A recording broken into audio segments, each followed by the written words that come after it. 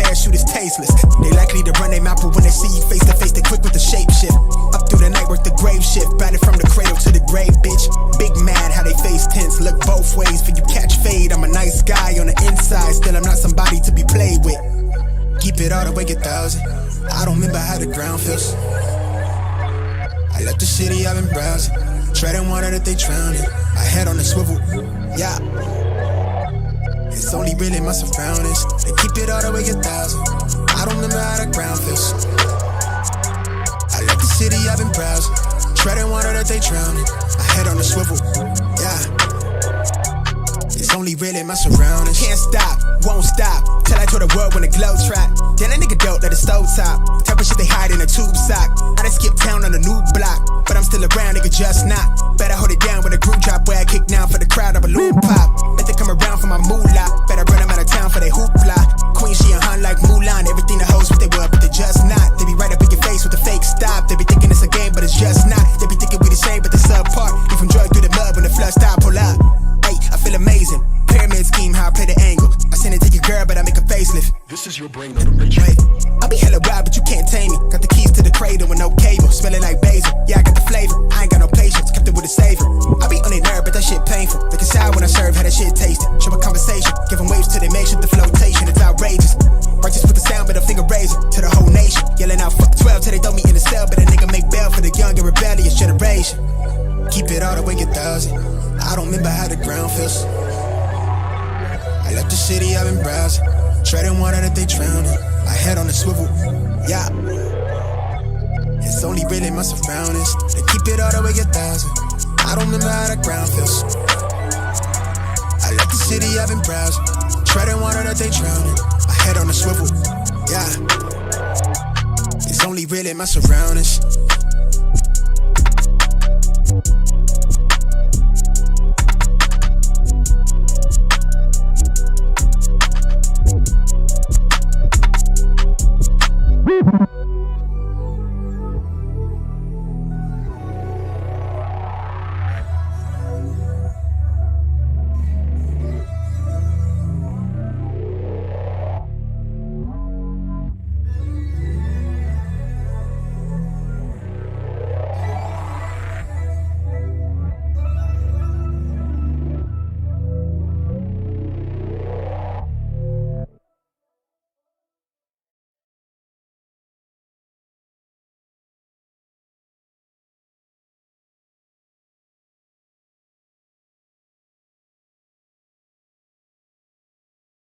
Yep.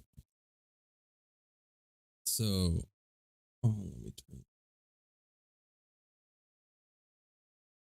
Alrighty. So, this is one of the things I wanted to show gripes about. And if you're confused about the 3 out of 2, I only have 2 characters. It's just a bug if you delete a character ever. Apparently it remains in the system. And so one of the things that really pisses me off is this netcode crash here, servers. Right. And so instead of addressing this, we're gonna go over the dev stream and see what they prioritize. Right? I mean, everyone has watched this, but now that we've seen some of the roadmap being implemented, such as the January update, let's go ahead and cover up and see what they thought. Personally, I've only watched about an hour of this out of the hour and a half, which is most of the stream, but it's so toxic I couldn't even finish it. It's just frustrating when a company doesn't give a crap about its community or the way that their game is developing, because their prioritizations are just, it doesn't make any sense.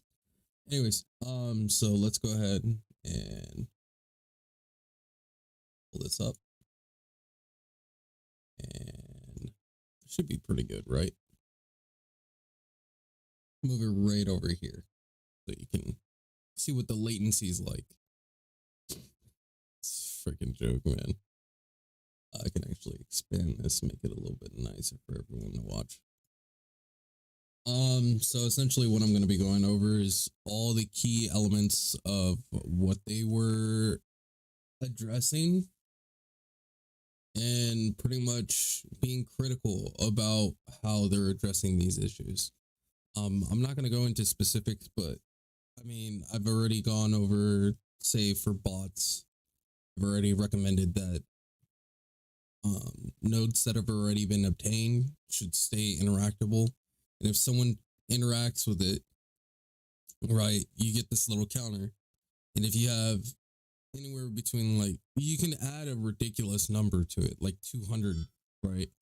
And if someone's falsely interacted with the node 200 times, it's flagged as a bot and banned. And then people are already saying, oh, well, there's going to be false flags. It's like, that's only going to happen if you're a goddamn bot.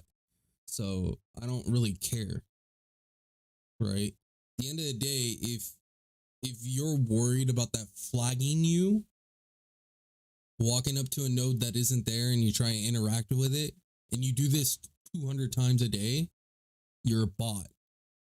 There's no justification. There's no logical justification. You can even go as far as, if you're scared of them implementing spaghetti code, because as we see, a lot of Amazon is spaghetti code. You can even set it to after, the official bot flag, you can continue on with like a recording of 5 minutes and then ban the person. That way you see unnatural behaviors.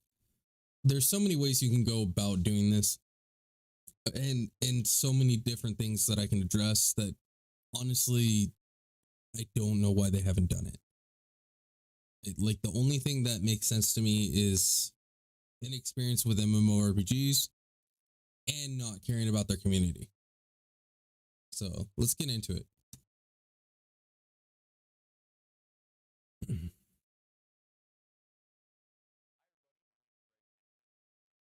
What's up, Greg?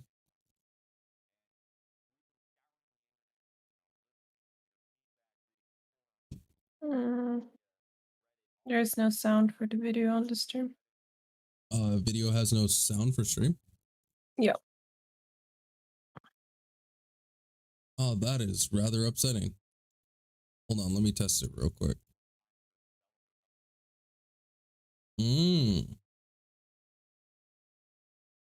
Is it being recognized by this?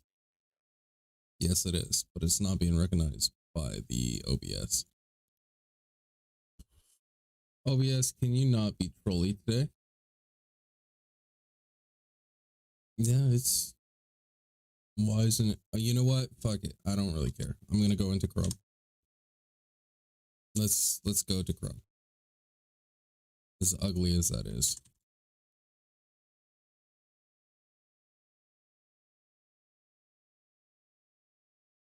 All right, let me close that out, and then I'll add. Oh, it might just be the window capture feature in general. It doesn't work with this one.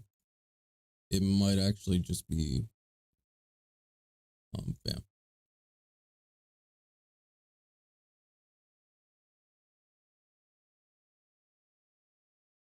And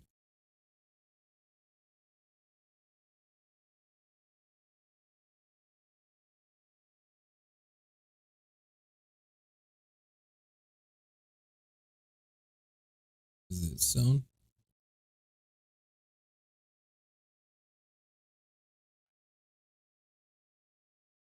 Oh, it's actually just window capture. That is dumb. Well, that's rather unfortunate. Maybe... Well, I don't know how I'm supposed to pull this then. This is obnoxious. Audio output capture. Upper GX. Not default.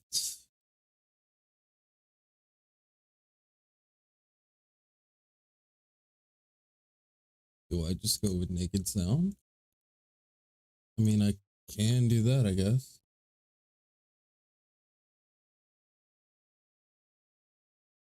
feel like this is gonna break everything.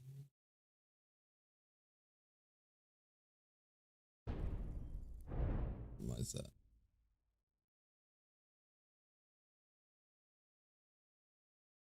Thank you for letting me know that the sound wasn't working, baby. Yeah. Well, I need to see it through the stream as well. I didn't have any sound, so. Yeah, I switched it.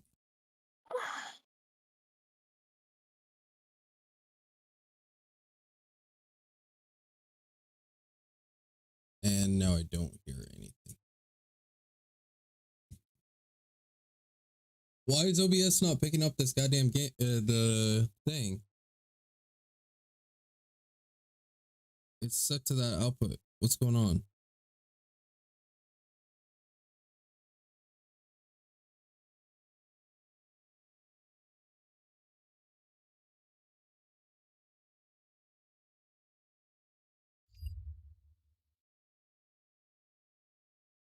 I'm gonna quit Opera, relaunch it, and hopefully that picks it up.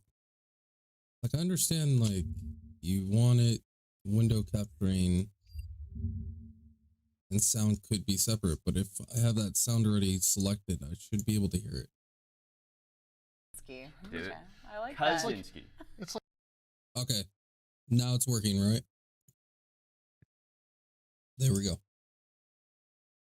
was a little bit obnoxious, but I'm pretty sure I got it working now. Testing. I'm a professional, I swear. Hi everybody, my name is Greg Henniger. I'm a member of the community team here at Amazon. There we go, yeah. And we've been scouring the internet, you know, listening to your feedback, reading the forums, looking on social media, Reddit, all of these places, and you know, we decided it was time for a developer update video. So the translation for this is actually not, hey guys, we've seen that you guys are very concerned. We're gonna address these issues in a stream together. This is more along the lines of, you guys are very loud and you're not listening to us. Right. Essentially, we can't argue with them on their stream. So however long they want to go, we can't address it. This would be a good thing if they were addressing community concerns. So let's see what community concerns they address in this stream to make sure we all have heard them, right? Because that's what they're saying, right? That's exactly what Greg has told us. So we're literally breaking down the words that they're telling us and pointing out lies. Let's go over this one more time. Listen to the word for word verbatim of what they're talking about. Hi everybody, my name is Greg Henniger. I'm a member of the community team here at Amazon Games. And we've been scouring the internet, you know, listening to your feedback, reading the forums, looking on social media, Reddit, all of these places, and you know, we decided it was time for a developer update video. So as you can see right here, it said, went all over the internet. We see what you guys are talking about. We're going to address these issues. To address these issues. Hopefully, sorry, I had to switch the live feed. So hopefully, what we see coming up on this stream is AGS going, all right, so you guys talked about this, we planned for this, so on and so forth. And by addressing these issues one by one, right, in this stream, you regain trust from the population. Now, did this work? Has 3,000 likes with 100K views? No. I was about to point that out as well. It did not work. I'm pretty sure that that video has more dislikes than it has likes. Yeah, I think it's such a shame that YouTube has turned off this feature where you can't see how many dislikes a video has. I don't feel that it's appropriate to hide the community's view. No. Right? You only but that's on YouTube. That's not on. You only want to see the thumbs up. You don't want to see the dislikes. Yeah. I don't think anyone approves of that. What I feel like they disabled that for was, hey, listen, last couple rewinds we've been fucking up, so let's disable this feature while we post our rewind again. You know what I mean? But that's not relevant to this. It's literally the company addressing concerns about the community, right? So nothing else matters here, right? It's concerns of the community. That's what he opened up with. Let's see what To help me concerns he do that, addressed. I'm going to have a host of a lot of the New World developers. But first and foremost, I have Scott Lane, the game director, and Rich Lawrence, the studio head here at the Irvine This guy needs to be fired because every time you hear him talk about something, he doesn't know what he's talking about. Watch. studio. Hey, before we start, I just wanted to call out the players and say thank you. The engagement from the player base has been humbling, and it's really helped us guide where we're going. So I just want to say how much he's the one that's in charge for all the things that you don't like. He's the game director. He's in charge of the way that the game gets developed. He's in charge of the priorities. Game director. So every time you're frustrated and things aren't going proper, it's Scott Lane, right? Don't witch hunt him down. But what I'm saying is, AGS, this is your fault. This guy doesn't know what he's doing. appreciate the feedback and Don't blame the constructive devs. It's not the devs. You know, it's him. we like partnering with the players a lot. So we're excited. Today is in response to the players have been asking us, hey, we want to know more about where you're going. We want to go deep on some of these topics. So today is all about that. It's responding to that. Right. Yep. Yeah, and right at the top, you know, Literally what I said. something that a lot of players Addressing are with the talking. community. Go ahead, baby. The whole like, oh, we're addressing that you want more content, what you want, all that kind of stuff. No, you're not addressing what we want. We don't want more content. We don't want more stuff to do. We want you to fix the fucking game. Yeah. That's what 100 we're asking for. So if you were actually scouring the internet and seeing what people were saying and actually reading what people were saying, they're not asking for the things that you're offering. So you're straight up lying. Here's a crazy food for thought. Gamers are very vocal, right? Gamers are very vocal, regardless if you're hardcore gamer, casual, whatever. Gamers are vocal. People are vocal about things, about their hobbies. When you're running a business, you address issues before the community talks about them. And the reason for this is because you don't want to have that bad PR where your community constantly has to tell you what to fucking do. If you're constantly being told, hey, listen, this is wrong, fix this. If you're constantly being told that, you're never going to get caught up to it, right? You should be identifying issues as you're going through. If Scott Lane played the fucking game, right? If he played the fucking game, all those heartaches and frustrations that you guys feel when you play New World is right there. We wouldn't have fucking 520 MS with someone that's across. I have less ping, less latency on EU Central. Run that through your fucking head. Scott Lane, you play this game? You need to address these issues before the players get frustrated, before the players leave. We lost 90% of our player base. Actually, it's more now. We lost more than 90% of our player base, and it's because Scott Lane doesn't address issues. So why is he game director? About right now, they're very concerned about, and they would like Lane a has little bit more planned for our information. community. You know, as we've been updating the game recently with our, you know, game updates and patches, there seems to be an introduction of more new issues while we're trying to fix other game issues. Can you talk a little bit about how we're going to work to prevent some of that? Yeah, that has been a problem. Fix We've one introduced thing, some new two issues things with go some of wrong. the patches we've made. We've done 19 patches since release, which is kind of a blistering pace. What we've been trying to do is balance new features as much as we can in with our fixes. And what we've discovered is that we have a rate limit. We're going too fast, honestly. And so we're going to focus. There's no such thing as a rate limit. It's improper allocation of resources. What he just told us is essentially, we're trying to introduce more features for the player base, right? And we're trying to fix old ones. Updating our game with game updates. Yeah. I mean, I think they're downgrades, but I mean, that's personal opinion, right? Because every time they try and implement something into New World that's not addressing issues, it doesn't do anything for our community base. He's obviously stressed the hell out because he doesn't know where the balance comes in. If you fix the foundation, it's easier to build on, right? That's basic construction. Fix the base, then you can build on it, and it's so much easier. You were gonna say something, babe? No, nothing. Focus a lot on better testing, longer testing, making sure that we've got something fully ready for release. It's not like we weren't doing that before, but we've learned some things that were emergent. I will say we got less issues in the December update than we did with the prior updates. We're going to focus on a few less features, but when they go to adjust something in terms of how we express them, make those features bigger and deliver them to players with less bugs. That's going to be the desired outcome. That's our focus, actually. Yeah, can I add on to that just a little bit? Deliver them with less bugs. Yeah, that would be a start.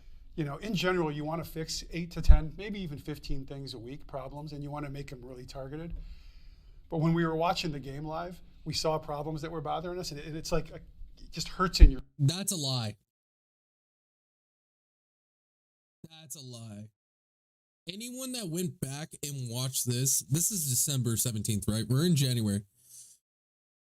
Saying that you saw issues and that it's hurting you inside is a fucking lie, right? Yeah. Botting aside, okay, we'll put bots aside because, there's always been a war against bots where it becomes a lot more and more complex. You have stupid bots, which are the basic ones, which run a route, basic scripting, etc. We'll talk about weapon swapping. We still have that as a bug, right? Where you go to change weapons, right? It'll bring your new skills, but you're locked with the old weapon. So you're sitting there you're trying to go through your weapons, trying to get it to work, and it's just not happening, right? This is something that's been around for a long fucking time since they did the change due to the fire staff macro. Sorry. When people were macroing fire staff, light staff, doing the machine gunning thing, that update where they added a cooldown is what bugs everything now because it shows a flaw in their system. That update would have been fine if their netcode was fine, right? They're not addressing issues as they see them. They're addressing issues as the community gets more and more upset at them and says, we're leaving because of this. Your stomach when you see players struggling with things. This is a lie. So we were trying to get 50, he has 60 no idea what he's doing. And that left us, not enough testing. And it was, like Rich said, we were trying to go too fast. We were trying to fix more than we could.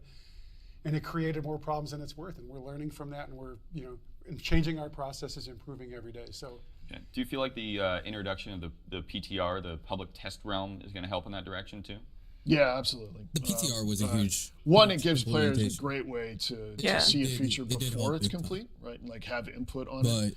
And we're looking at creating longer cycles for PTR, so there's more time to do that.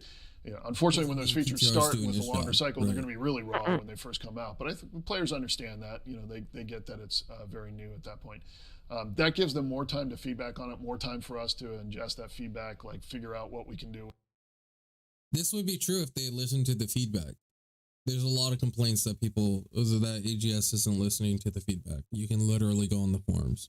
With it, improve the feature based on it. And you'll see us using PTR continuously, basically, going forward for all major new features. Last thing we want to do is surprise people with a new feature that's impactful to gameplay, and they haven't had a chance to give us their expertise in saying, this is good, this is bad, these are the aspects we like, these are the aspects we don't. Yeah, even further, like on the November release, we didn't really have a chance to respond to what the players told us were the problems.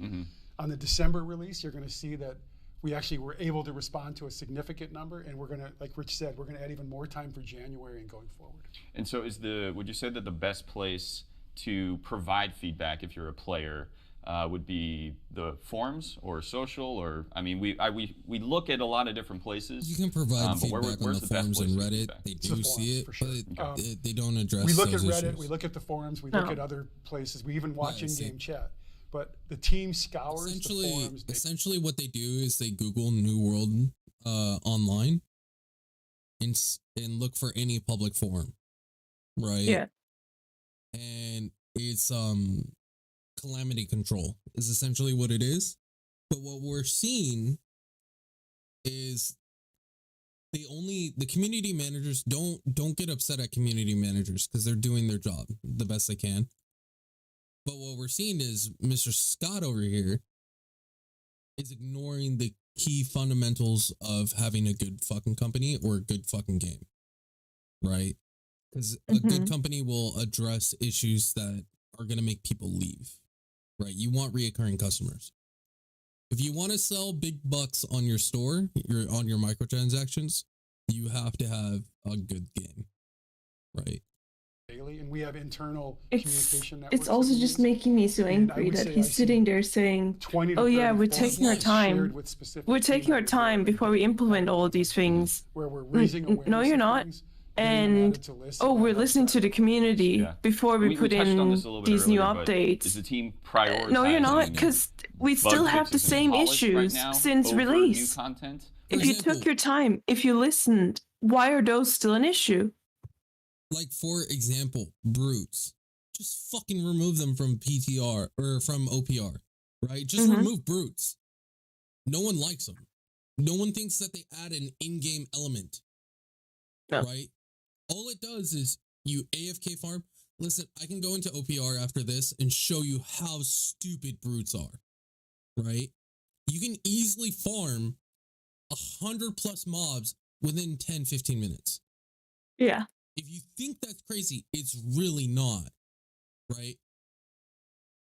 And all you do is you spawn brutes everywhere and you win the game because there's nothing that can be done about it, right? They added 2 new things in the January update. One is they increased the cost of brutes to $750. That's not even negligible. 2, they added the summoning stones actually drop upon death, which I think is a good change, but I'd much rather see brutes just flat out removed in a PvP game, right? Yeah. What they could do is remove brutes, and if you get, like, say 1,000 Azoth, right? This is just food for thought. If you get 1,000 Azoth, you can donate it to the fucking portal and have X event happen, similar to like a Baron, right? Where your group gets a buff, right? And say for like, I don't know, like a minute or 2, you get this like 10% or 20% fucking damage buff. It could be anything like that, and it would be more impactful, and it would encourage PvP, and it would encourage aggressive gameplay. Yeah. Brutes do not do that. And what's so wrong in having a full PvP mode for us to enjoy? I don't get it. Why do we need PvE aspects? You can leave the portal thing for PvE players. You can do that. But the brutes themselves, we have a pretty large team, so we have some features that we feel are really important that we're going to be talking about today. We want to keep people working on those, but not at the expense of a bad experience in live. So live is always. It's always our number one driver right now, but new features are important too. So it's a balancing act, and we don't have a hard rule. Every bug is more important than every feature, or vice versa. Fixing a game is the most important, though. Realistically, and then drilling down to this versus this. That being said, I mean the takeaway should be we are prioritizing bugs. We try to fix because we consider those larger impact to players. Once we deal with those bugs, and they are, I feel like he's being honest. I don't feel like Scott's being honest.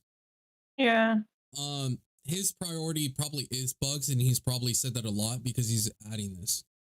Any idea about luck? Are pearls bugged? I don't think pearls are bugged. People have done testing, and there's not enough information to confirm whether pearls are bugged or not. There was a test someone did about amulets being bugged, but the resource to, like, the actual testing itself can be flawed. There was one test that was actually done about a bug with PvP flag, though. With PvP flag, the 30% harvesting luck may not work after you die. And so you would have to die again to get it to work again, or you would have to go to town to reflag up. One that has been confirmed about being bugged was if you logged in PvP flagged, you have to reflag. Because it won't. It doesn't count as you being it doesn't count as you being flagged if you if you log in flagged. So every time you get in game, if you're actually trying to maximize your luck and you're doing PvP flagged, always reflag. What I've suggested months ago, I think I suggested in November when everyone was speculating about luck, is if you have in character, because all the stats here, I'll actually log in and show you. All the stats in game are live, right? So every little minute change in the game, you can see it live on your stat screen. For example, like physical armor, stuff like that, you can see it adjusting and scaling live. So let me go ahead and move Opera GX a little bit, and I'll just show you a basic example. So I'm a sword and shield user, right? This is the easiest keen way to do this. When I click K, hold on, let me pull up, or actually it's not K, tab. You see how all that moved down? How it scales down to 160? I have 174 right now. But when I tab, it puts the shield away and it scales down to 160. That shows that these stats down here update live. I've argued since November that luck should be there, right? Between harvesting and actual just standard luck. But to answer your question, essentially, no. The only bug that has been confirmed is the actual PvP flag. So whenever you log in, unflag, reflag, and then the luck will apply. So let's go ahead and get back to the stream before I get too distracted.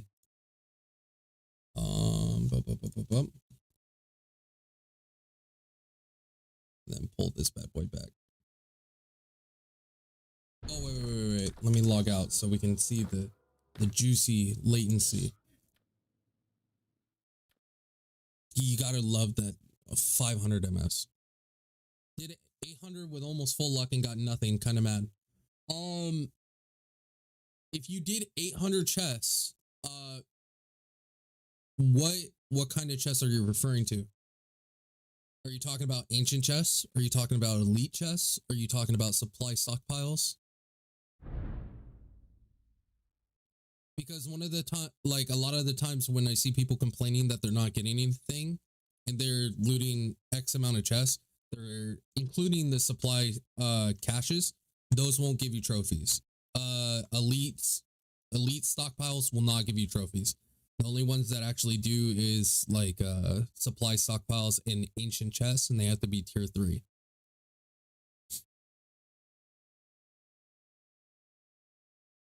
And you have full luck. Are you talking about like void bent plus bags while PvP flag?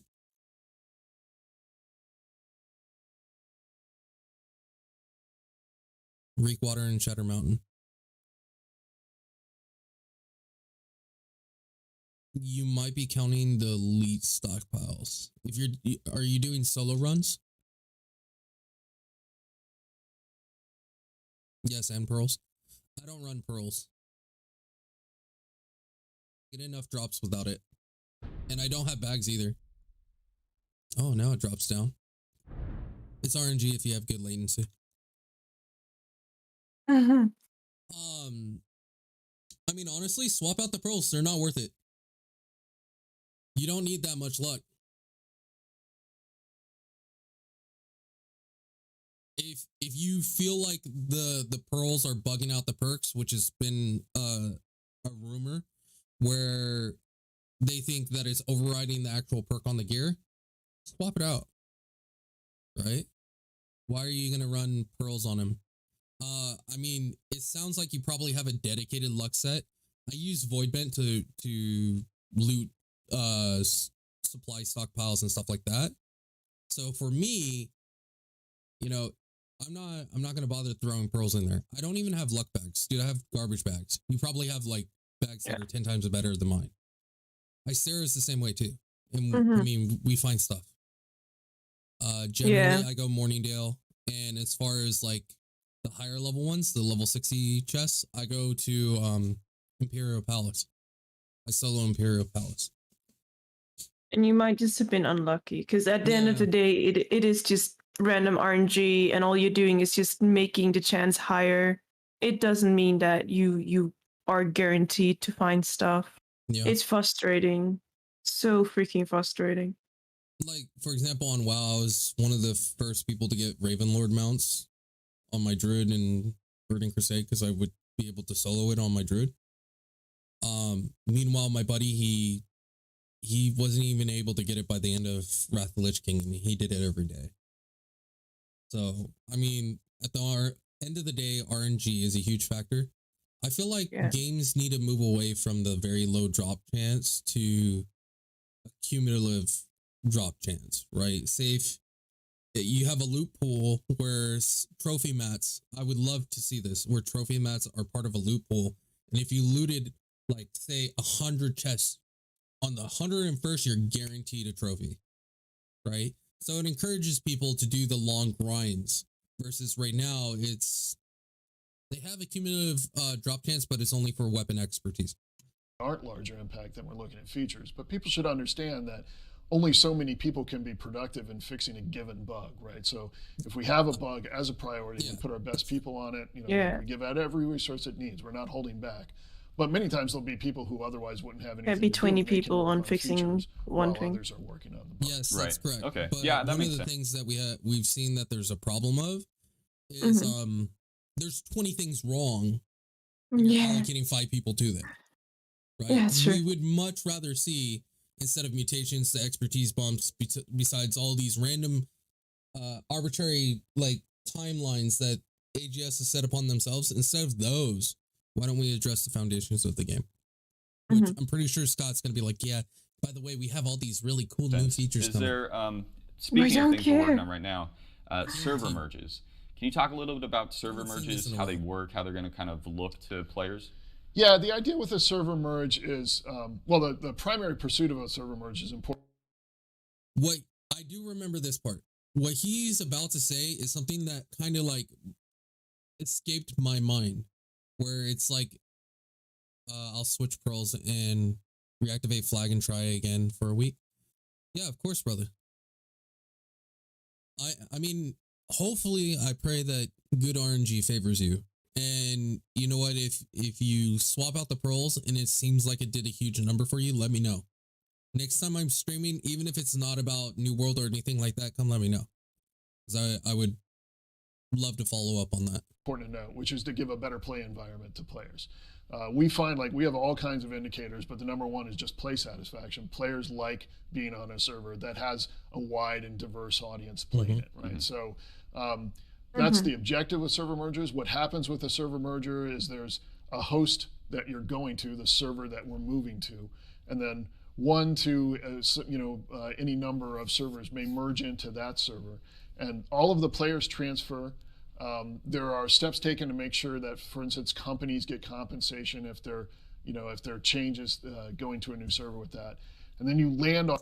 Which, by the way, there was an error with the compensation about that, like 50K going out to companies. I think they're reimbursing on the January one. On the new map, which is the map from the existing host server. And a lot of times what's interesting is like immediately a bunch of wars break out because, everyone's like, let's resettle it, which is actually kind of cool.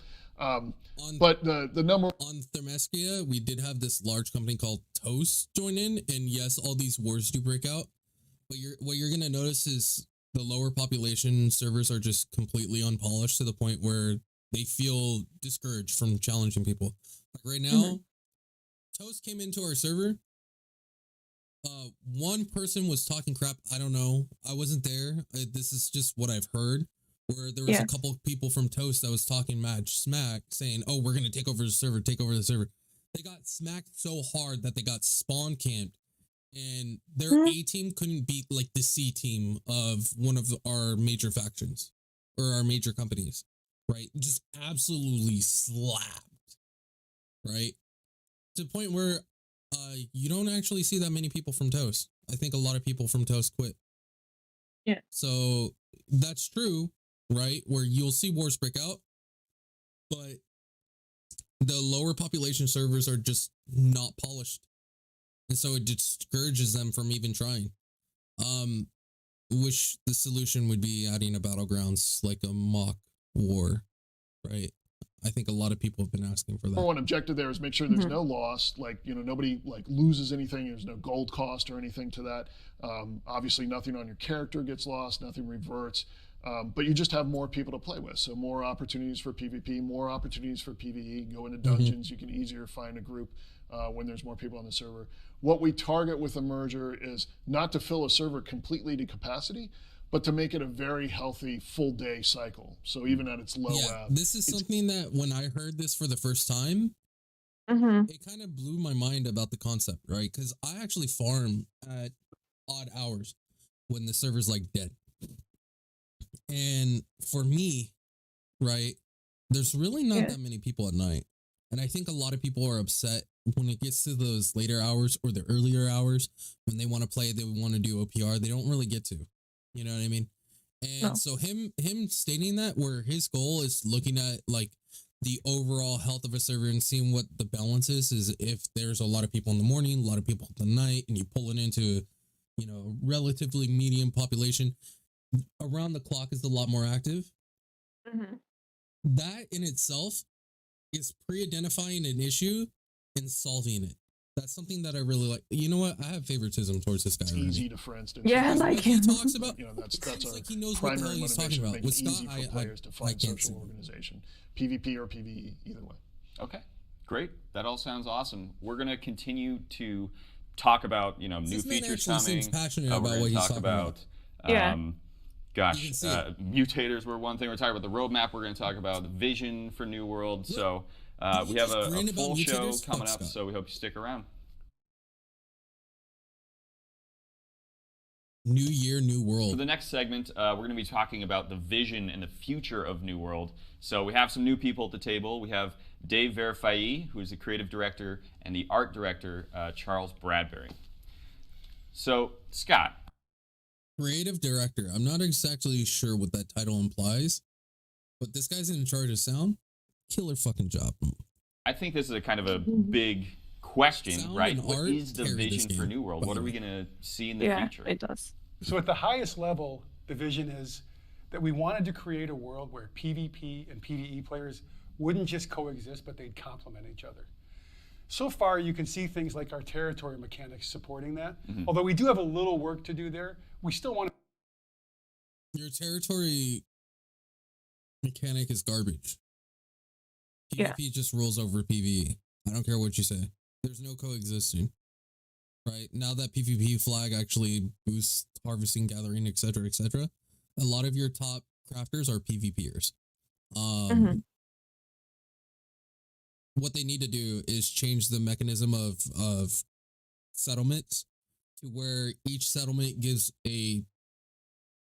for example, some arbitrary amount of gold instead of based on taxes. That way you get rewarded for owning the territory, right? And you don't have all these inflation issues. Yeah. Right? Why do we have these random arbitrary taxations? It's not encouraging anyone doing anything. Imagine if your government can actually fluctuate the taxes like that, like in New World.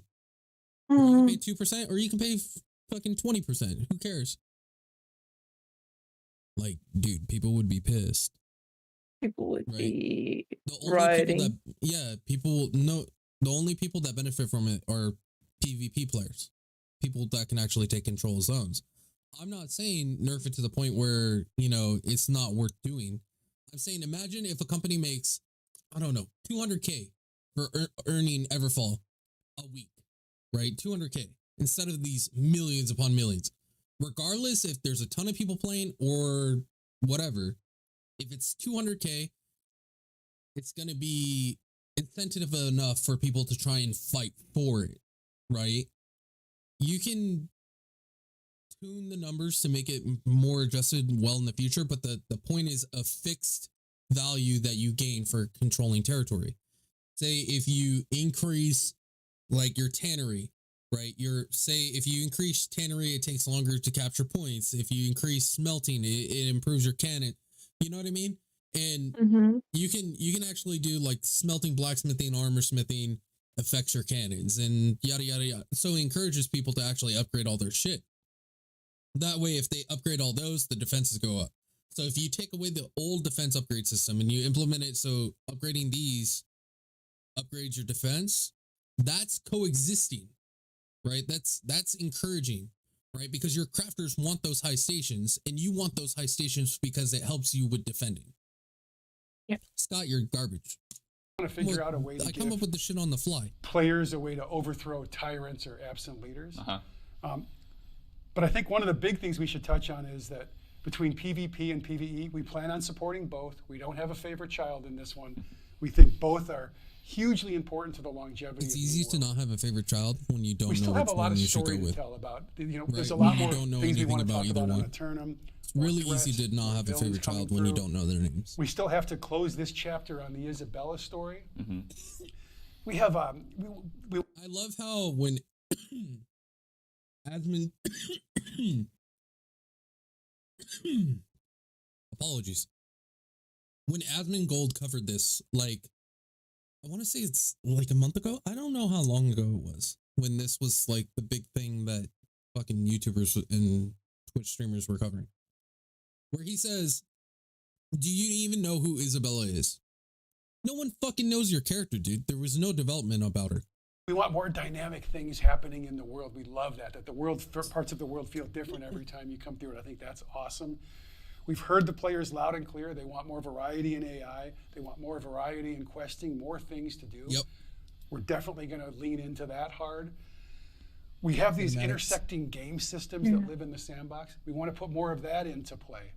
We think that's really important. So, and like I said, we want to finish telling this story. There's so much more to uncover in Eternum that we think So is tell important. the story. No one When knows we your think story about all yet. this in the long term, it's going to be guided by the player. What do the I players want? What do they still want? don't How know do what the they react? fuck the story is. So a lot of this is Guys, let me show you this. I don't know the story. Like, I'm gonna be honest, I don't know the story. Right? And I'm not even gonna use the inflated number of Steam to show you this. I'm gonna go to the in-game. Okay? A lot of the people that will be like, I have 1,000 hours in game. What is it? No. What's the command again? Forgot the command, but here, I'll just show the achievement instead. Oh, let me leave this goddamn house. Is it under character? Yep.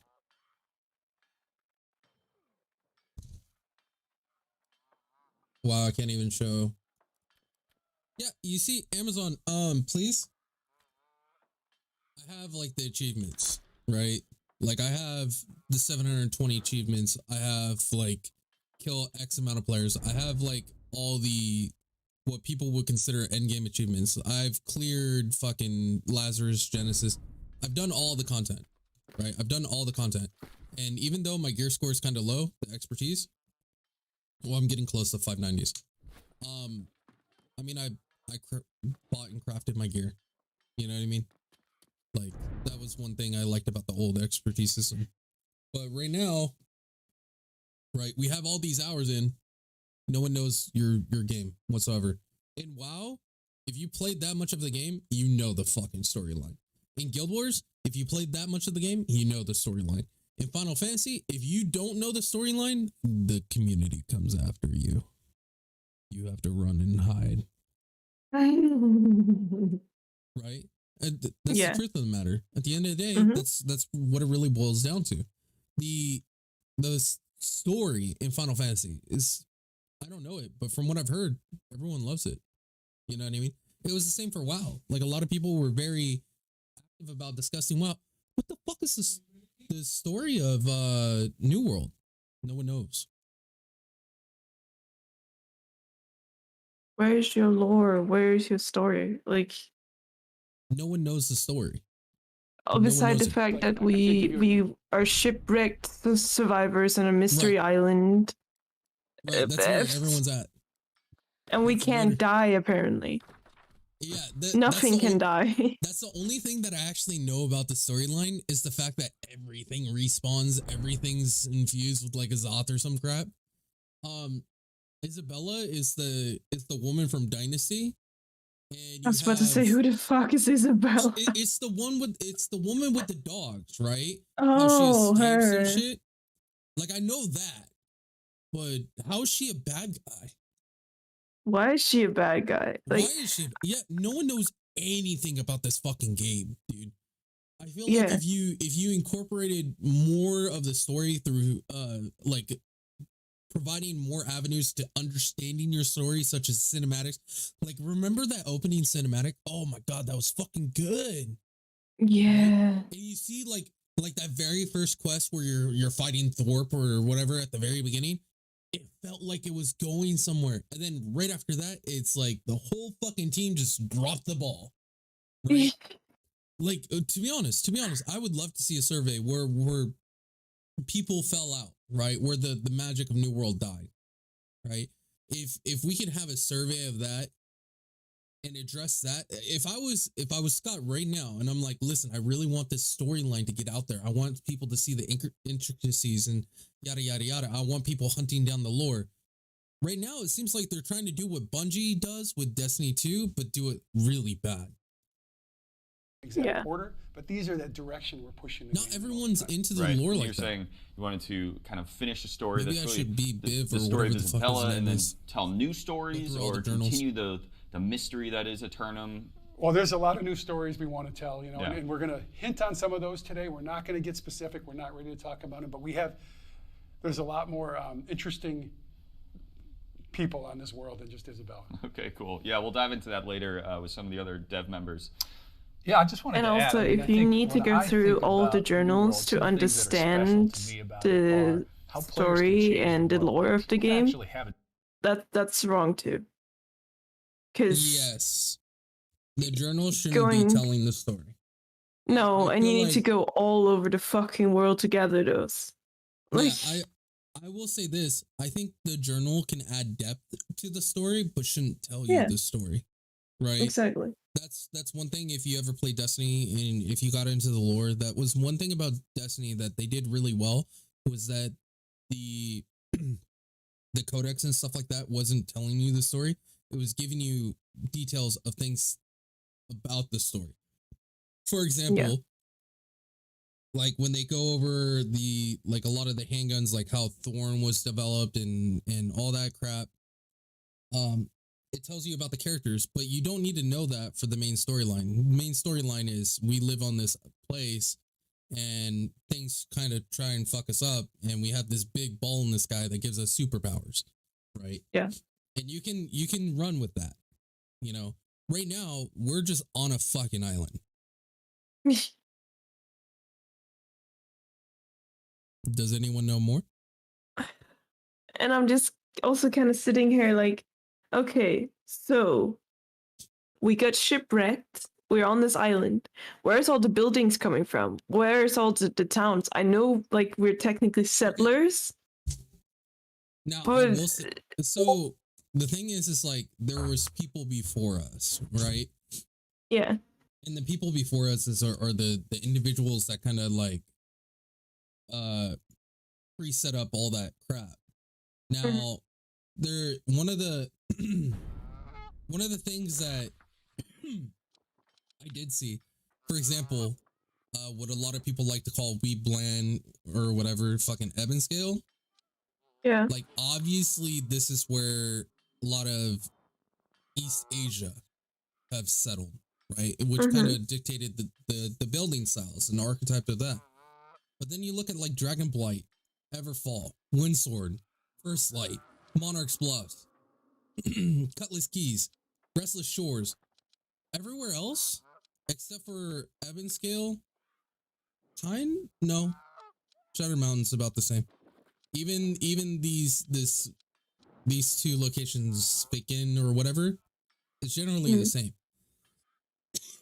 Yeah. European style buildings. Yeah, I mean it's just all European. I want to see Mhm. more of a Viking outlet of these two, right? Yeah. I want to see more Viking. I want to see more like like vagabond esque, like kind of like old school Britain, Vikings, Romans, Greek, all that kind of stuff. I want to see more of that, where the history that we have is kind of incorporated in influencing like archetypes in the game. But I don't want to say this before the game's fixed. I want to say that now. If the devs like watched the whole stream, like if Scott came over here and he's like, "Oh man, this guy's really cutting into me. What changes does he want?" If this is the part he captures, I'm gonna be fucking pissed. Fix your game first. An impact on the world and change it. And I think that's something we want to continue to foster and build as we continue to grow the vision of the game. That and like you mentioned the dynamic events. I think those are big, and we've got some really cool ones with the corrupted breaches, and players can see those dynamically sprouting up. I wouldn't, I could see us adding more of those, and maybe even some that affect PvP in the future, right? Because I think that the world changing each time you play is pretty cool. Yeah, and you touched on that earlier, the balance between PvP and PvE. I would imagine that is something we're going to continue to invest in moving forward. Yeah, I think, like Scott said, we don't have a favorite child here, right, Scott? We like them both.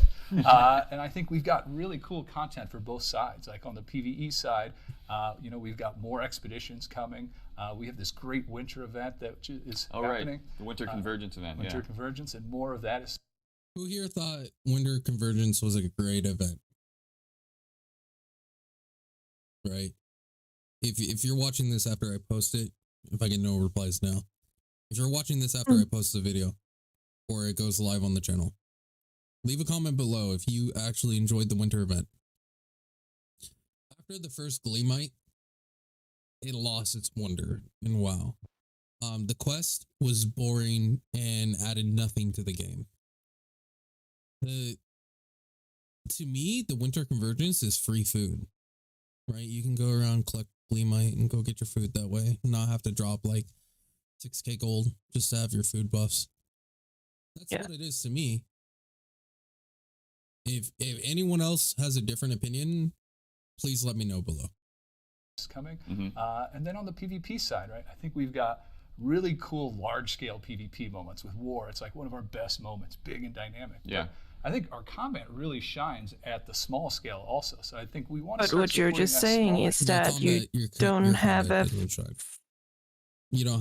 a favorite child, but you're adding more new PvE content, but PvP just stays the same.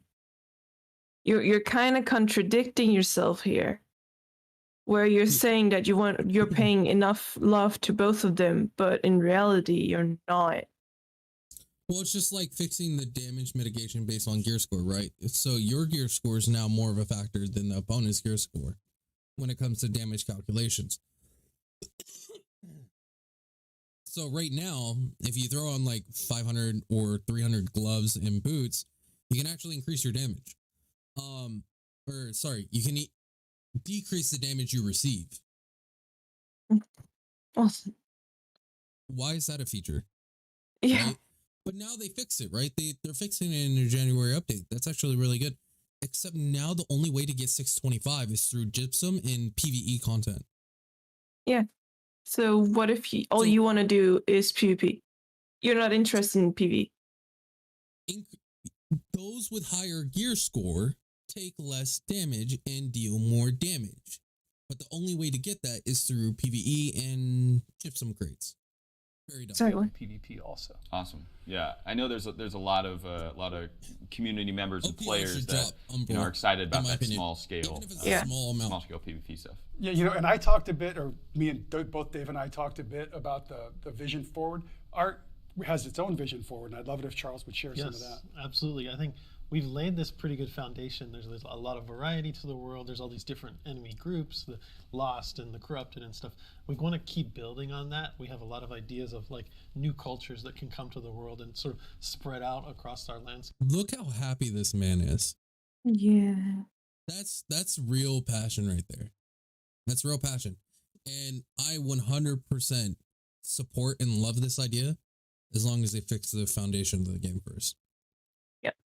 Introducing more cultures and more variety is going to make the game feel nice once combat's cleaned up, once things are appropriately set up, right? If you set up the foundation, adding all these new elements will make the game feel a lot more lively and different and take away the tediousness, right?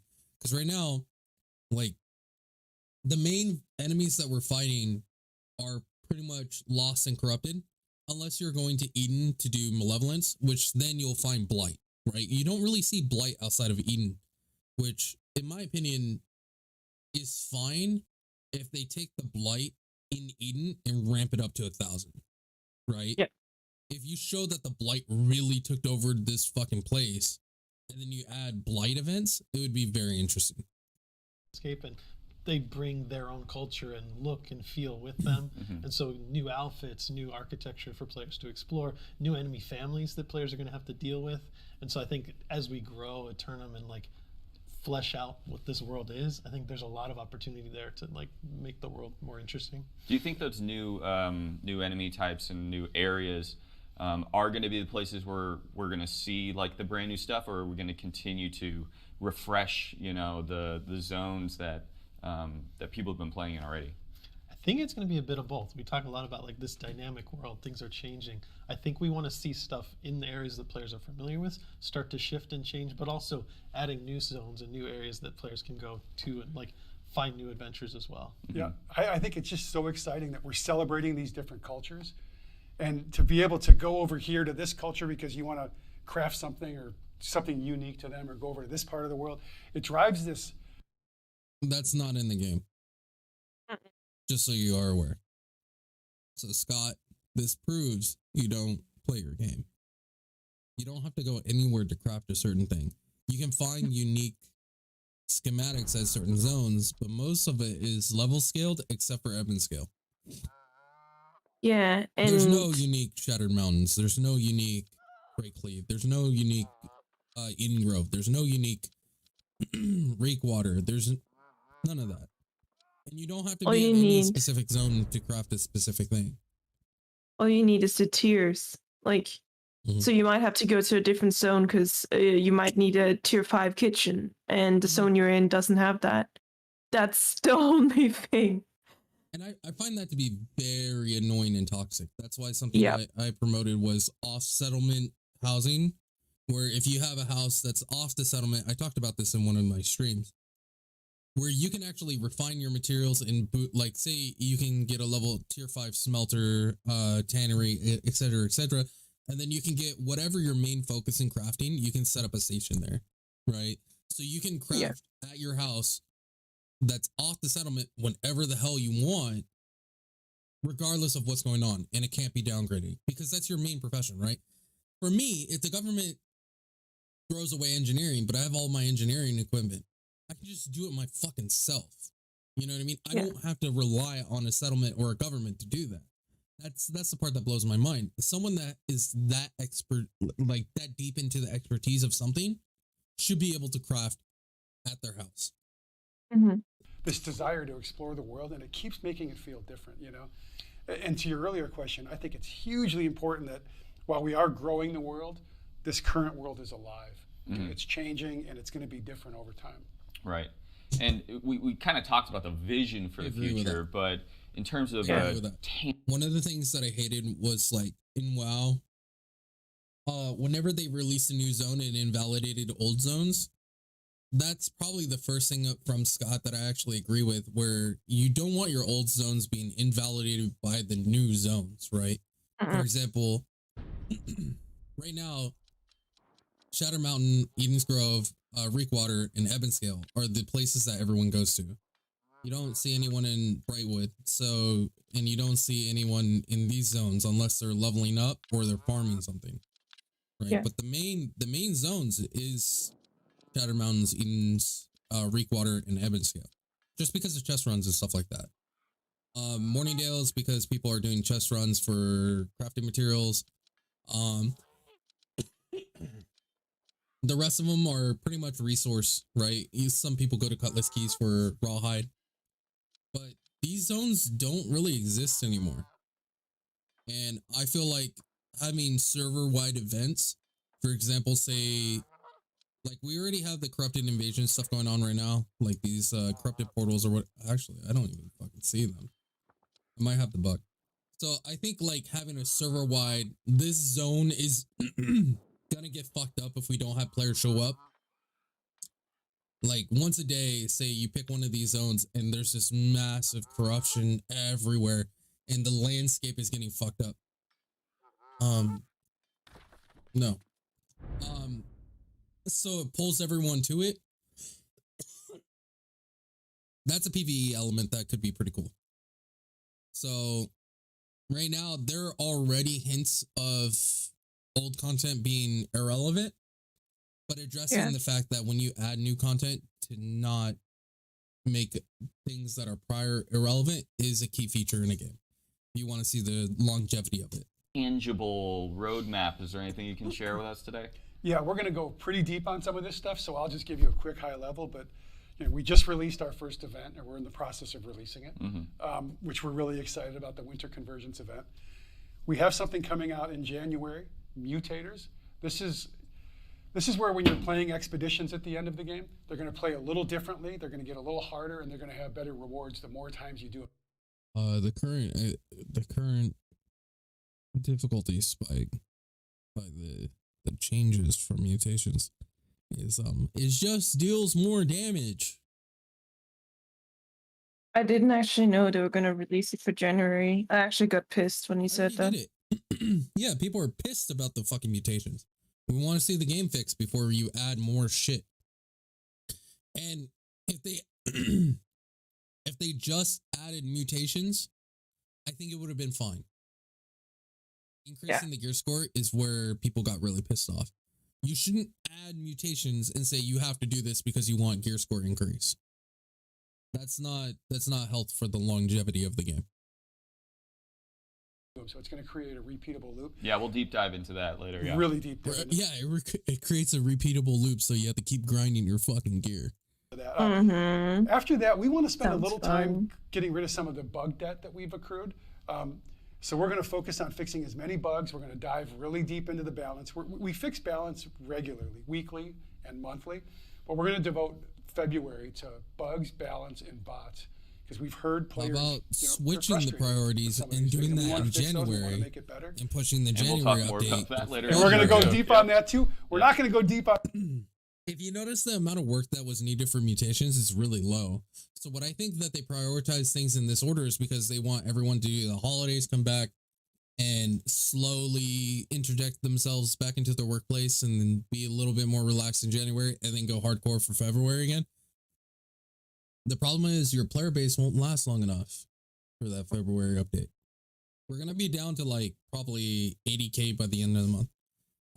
Mutations, no one's happy about it because no one wants to do the grind even further. On this next one. I will add this, by the way. There's a lot more drops in mutations.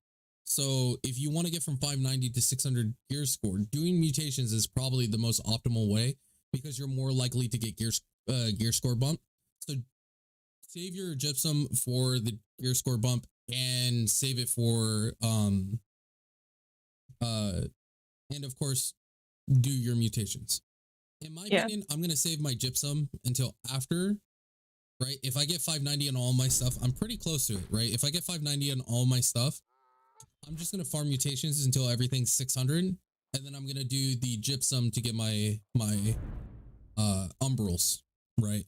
If you want to min-max and be prepared, just save up your gypsum and wait until after you farm up your gear score from mutations. Because they do drop a lot of gear. They do. But I mean the gear's garbage, right? Especially Dynasty 1. But we have mentioned that we do want to close this chapter in Isabella's story, and we want to close it in a really cool way. And that's something a little further down the line that we can't wait to share with players. Yeah, and I just want to add, like, this is sort of the roadmap. But again, who the fuck is We're always listening to what players want. Yeah, who's Isabella? We saw a little bit of that with the expertise and gypsum, the endgame changes we made. Like we heard, PvE players and PvP players don't know who the fuck that is. We're always open to sort of interject things into the roadmap when we hear concerns from people. Yeah, awesome. So that's kind of the vision in the future of where we're going. We're going to spend the rest of the show deep diving on a lot of these topics with other developers who solely focus on those things. So it's going to be exciting. Gonna take a 1 minute breather real quick. Let me go grab food and then we'll move on.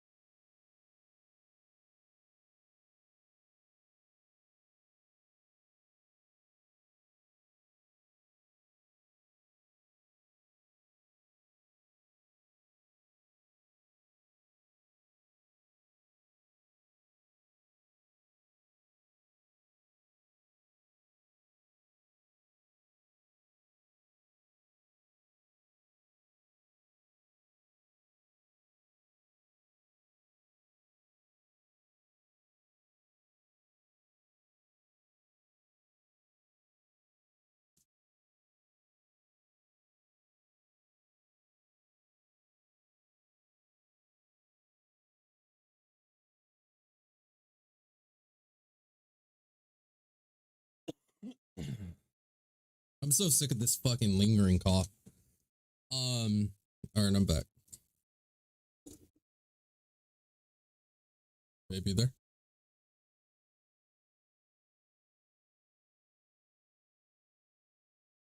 I'm assuming she's not. Just give her a minute.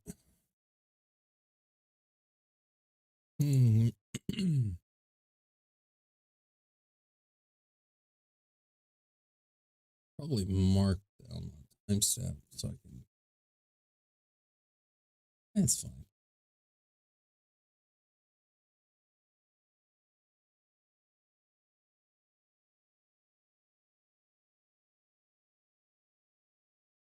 But yeah. Mutations, there's honestly, in my opinion, needs to be further looked at. I think the gear score bump is just a little too early. Let me see what the trend is currently marked on the live Steam charts.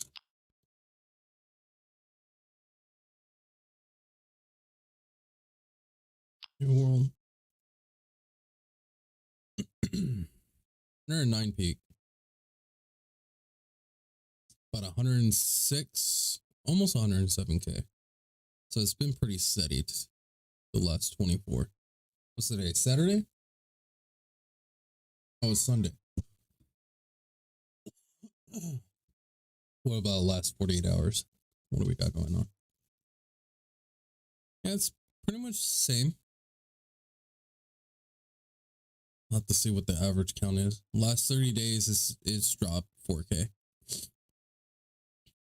It's pretty bad, man. On November, we lost 62% of our player base. And then in December, we lost another 46%. So January, we're sitting at 4% right now. So it seems that we're finally hitting that lower end, that lower peak. So we're not losing as many in January, it seems like. We'll have to see what the official average count is at the end of the month. Because we still are on the 9th. We're about a third of the way through on the week.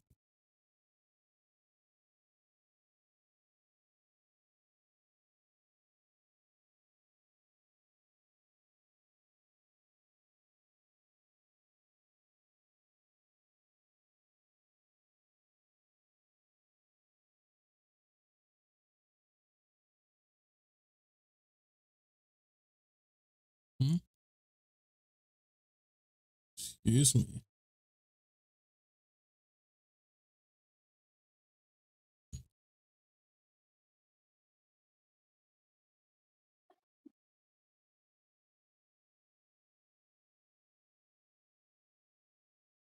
We'll be back in a minute. Yeah, I'm right here. Okay.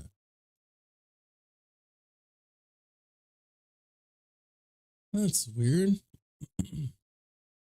RARW.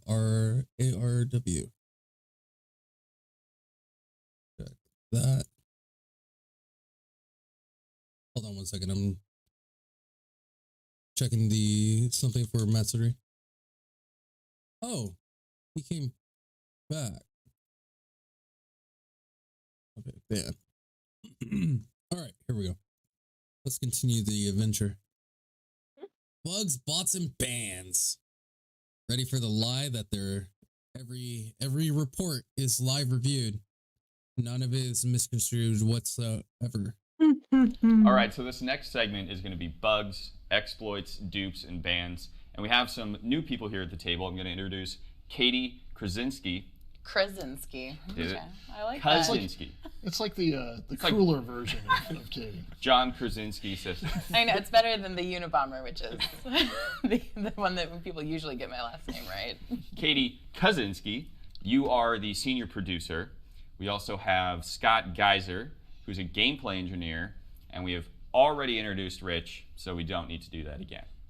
But I will ask you the first question, Rich. Sure. There are a lot of questions about how the ban system works within New World. You know, can you give some insight on that? Sure. Did you see the look on that man's face? No. I think I was looking somewhere else probably. Look at the look on this man's face. I will ask you the first question, Rich. Look, he's smiling. There are a lot of questions about how the ban system works within New World. You know, And now, can you give some insight on I have that? to address Sure. this. Bummer of a topic to have to cover, but I welcome. understand people being curious about it. So there's actually multiple systems here. One is the first line Yeah. of defense against particularly cheats is EAC, and then EAC is regularly updated with information that allows it to identify people that may be running unauthorized third-party cheats. That system will just automatically prevent you from playing because we can't allow you into the game if you're using those third-party cheats. And everybody should understand, if you run a third-party cheat, you're I will. I'll add this for all the Aces fanboys and whatnot. If you run game first and easy anti-cheat, EAC, they don't get along really well. So if you're running game first, and you've been having a lot of problems, close game first and then run the game and see if it runs better. Because a lot of times that is the case. You're going to get banned in New World, and you won't even be allowed into the game. So that is the only aspect of that system that's automatic. There's a completely separate system that we use for sort of enforcement within the game for people called the ban system. The ban system's a little bit mislabeled because it's also a suspension system. Sometimes if you're doing something and it's negative and it's affecting other players, but it's not really terrible. It's just wrong. It's say you're bothering somebody consistently in game. We need to make you understand that that's something that you can't do, like you can't harass other players. Mm-hmm. In those cases, we might often just suspend you instead and say like, hey, you're going to get a notice. It's going to tell you why. There will be a period of time that you can't play until you stop this behavior. It's also possible to have bans that are permanent in the case of some really egregious negative thing that you do that impacts other players. The major measure there is like the impact to other players. That could be an economy. It could be something about gameplay. It could be something that you're doing to basically, like throw a war or create an unfair advantage in a war.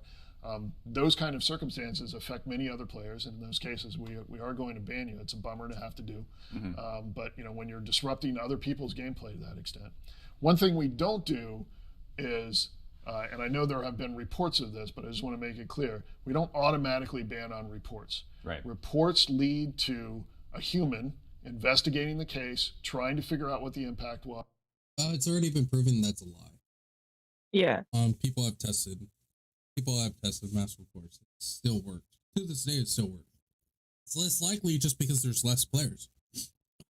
Imagine that. But essentially, how would I put this? Because of his wording, technically, he addressed that suspension and bans are different. So you will never get a permaban without a moderator investigating your thing.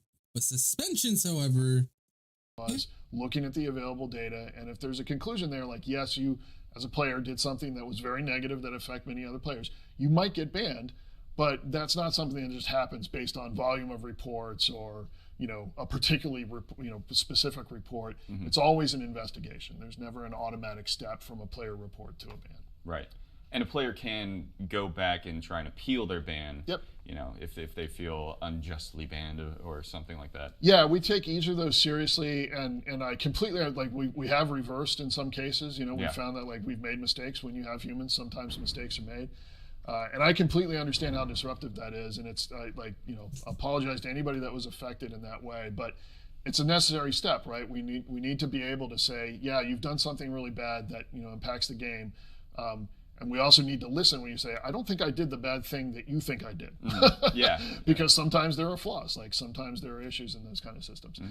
So we do take all that feedback seriously. We investigate every case that's appealed. Many players have a different evaluation of their impact, and that can sometimes lead to disagreement, right? The player may say, I didn't do anything that affected that company when I caused them to lose a war. The other company may disagree, and we can look at the game situation and say, yes, we disagree as well. You did do something that affected that other company. So there's... So there was an individual in our server like Wing something or whatever, and he exploited and captured a zone. Pretty sure he got banned because I haven't seen that guy since. He was playing for 2 days after he did that, and then dude's just gone. He's actually gone.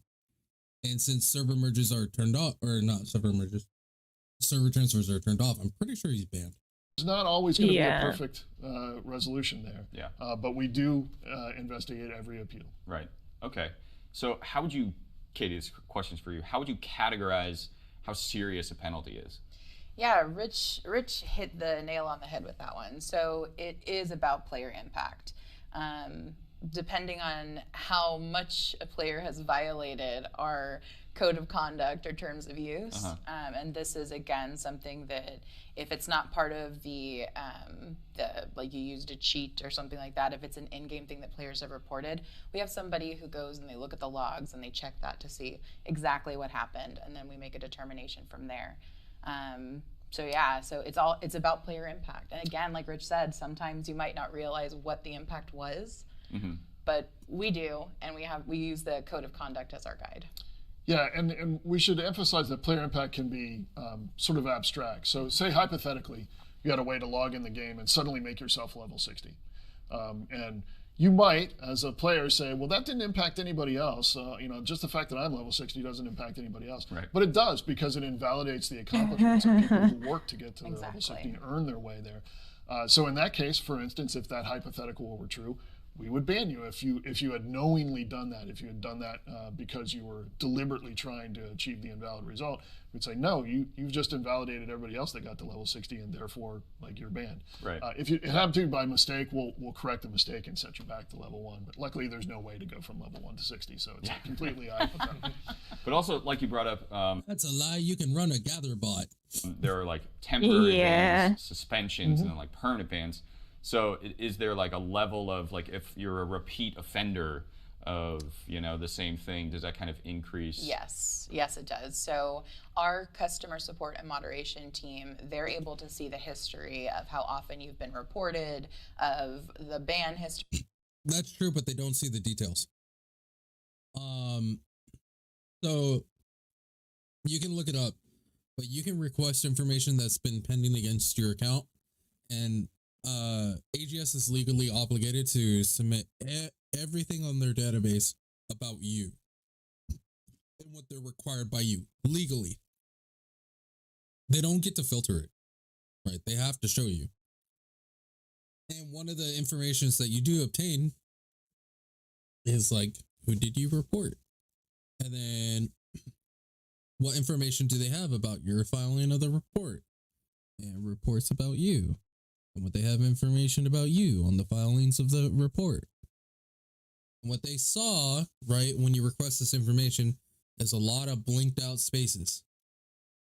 history or suspension history, and that is considered. So if you keep going back, even though we've slapped your hand and we've told you not to do this, if you keep going back and doing that, or you modify the behavior but you're still violating the code of conduct, then you're going to get a worse and worse penalty until eventually you're banned. Yeah. And so the next topic is bots.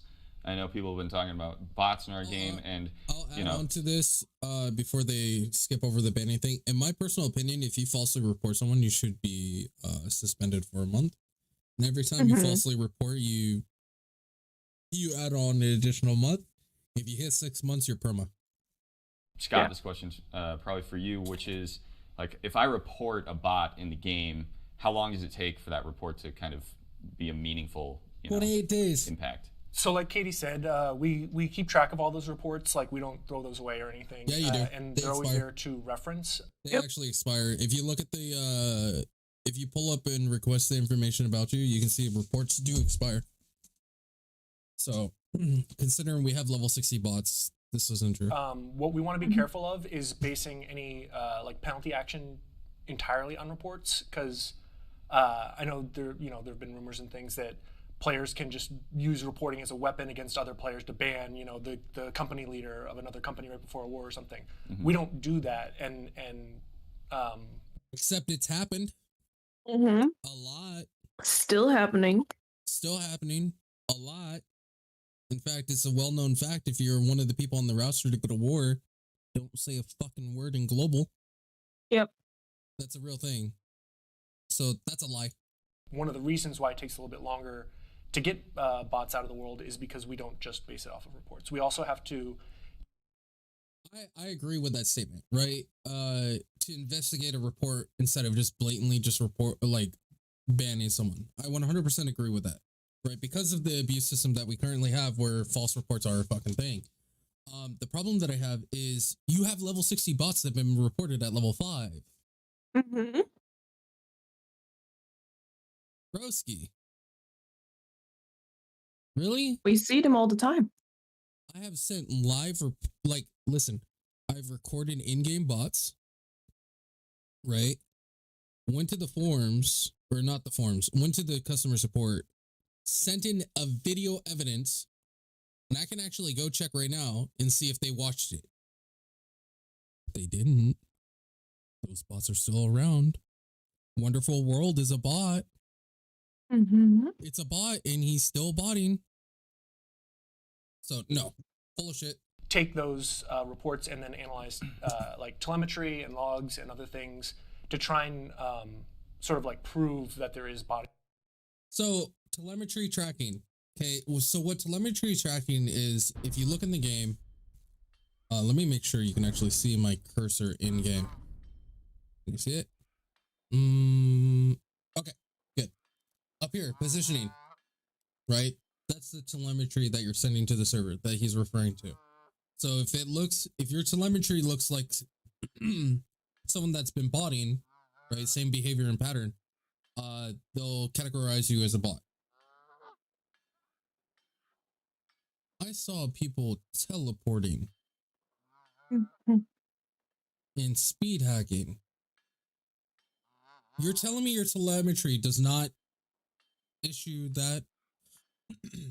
Pro tip for game design. You see all these safe zones and travel spots? If your input or output is not a settlement or a fast travel location, it's teleporting.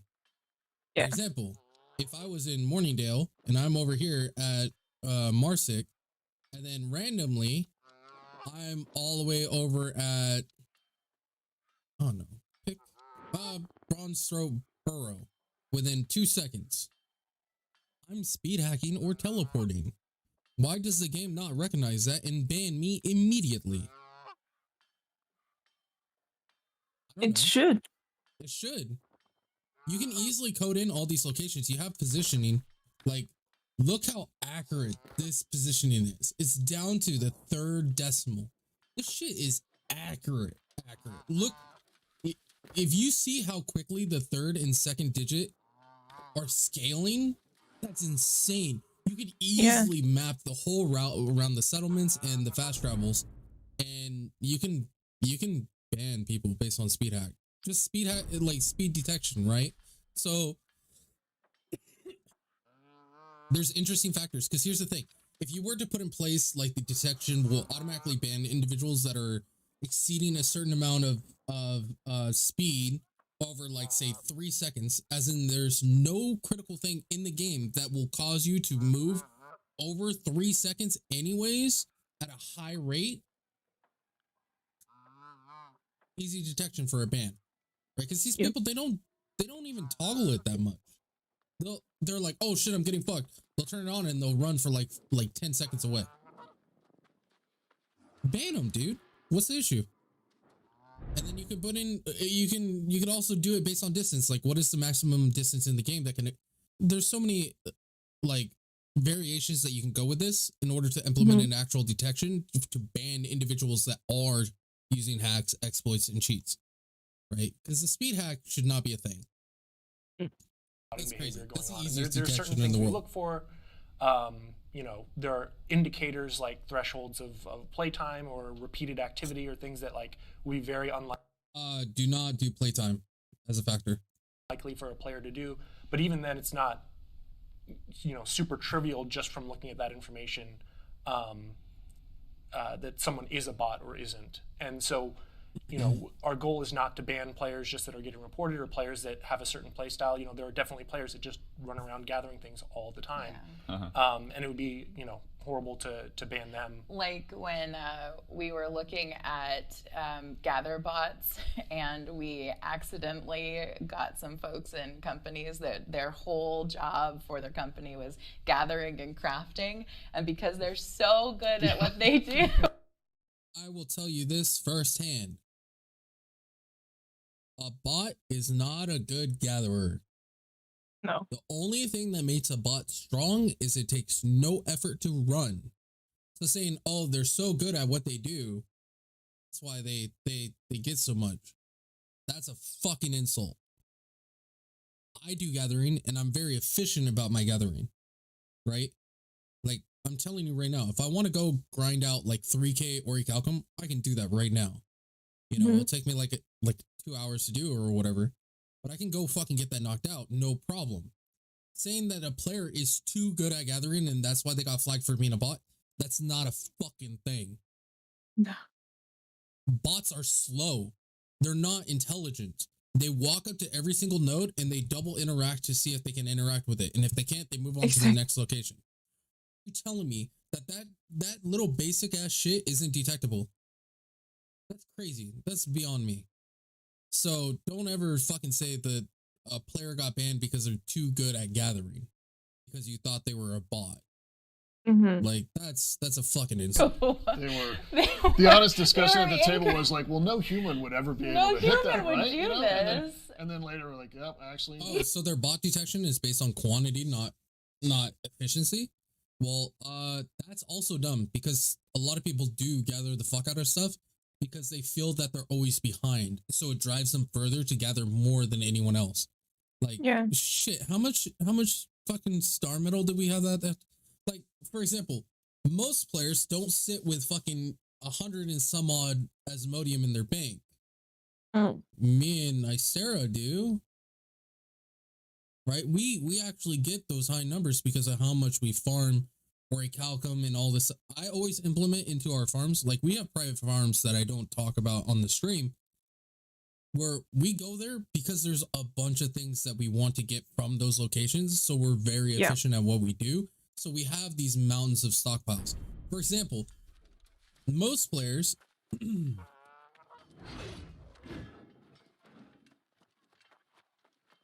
Is this going to be cut off by the... Oh, I hate this part. This is cut off by the Opera GX? Yeah, it kind of is. Right? Oh. Whoops. There we go. Wow, it's not letting me select that. Okay. Like, having absurd amount of quantities of crap, right? Like, I'm sitting here almost 100 Asmodium. I have 400 Orichalcum. This is nothing nowadays. Where are we?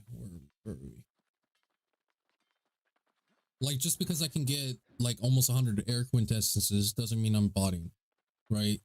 No. Just because I have like hundreds of certain items doesn't mean that I'm insane at like harvesting and doing all this random shit. Quantities is never the dictation when it's based over time, right? If I have 10k flint because I farm flint all fucking day, doesn't mean I'm good at farming, right? The problem that we're having is these bots are blatantly only gathering select materials, right? And they do it for hours upon hours upon hours upon hours upon hours on end. Even though they're extremely inefficient, it doesn't matter because they're getting the time in for doing it. Mm-hmm. Right? So that's what we're looking at the end of the day. Where players are not getting banned because AGS doesn't know how to identify what is bot-like and what isn't, because they're only looking at the numbers on the fucking on their servers. They're not looking at the actual fucking in-game shit. If you have someone investigating a report, just have them log in, teleport to the person, and then watch them. And if you, for some reason, you can do it like this too. AGS, I'm gonna give you a free fucking hookup about this bot issue because I want bots fucking gone and I want the game foundation fixed. These are the two biggest points that I've been emphasizing for the last, like, what, 2 months? All you have to do is have an in-game report system, or have the report system flag players in-game, right? And you just send someone in to go through all the tickets, right? And once a player's investigated, the tickets clean out. Well, Meccano, there's like 2,000 to 3,000 people on a server, blah, blah, blah, blah, blah. You really think going through 1,000 players to identifying if they're cheating or whatever is an issue? Do you really think all 2,000 people on a server that are live at any given time are all reported? Be fucking real. I'm not reporting every player I've seen. I'll report 2 to 3 players because of toxic behavior or botting, right? I don't even bother with reporting bots anymore because it doesn't do anything, right? What they did with this whole allocation of botting, you can see they're all happy and shit because they came up with a great idea. We'll deal with bots in February, so it's not a problem right now. We're just going to ignore those issues for now. Why are you letting them run amok? Okay, so what you're telling me is botting's free of January. Yeah. You can bot on January and nothing will happen. You just got to start worrying in February. How's that intelligent? Right? Their clever scheme is we're going to deal with bugs, bots, and exploits in February. So we're not going to worry about it in January and December. That's what they just stated.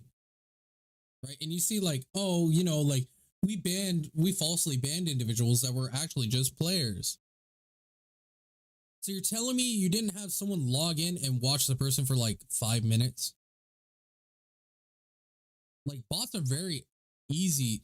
Like, I'm gonna tell you right now, the only reason why Wonderful World, a player on the server that I'm in, hasn't gotten banned is probably because of his fucking name, right? It's not the stereotypical, like, smash on the keyboard, face rolled name, right? Mm-hmm.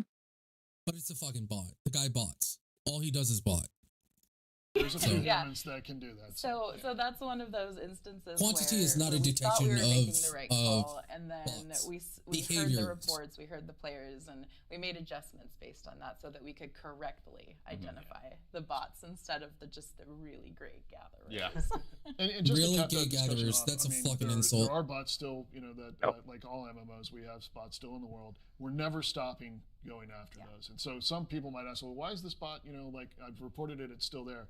Yeah. It's because we haven't gotten definitive with being able to identify that bot. But in the meantime, we've banned thousands of others, and we will eventually get to that and eliminate People all have the ones that exist requested- now, and then a new wave will come in, and we'll never. People have requested a ban list, right? So one of the nice little features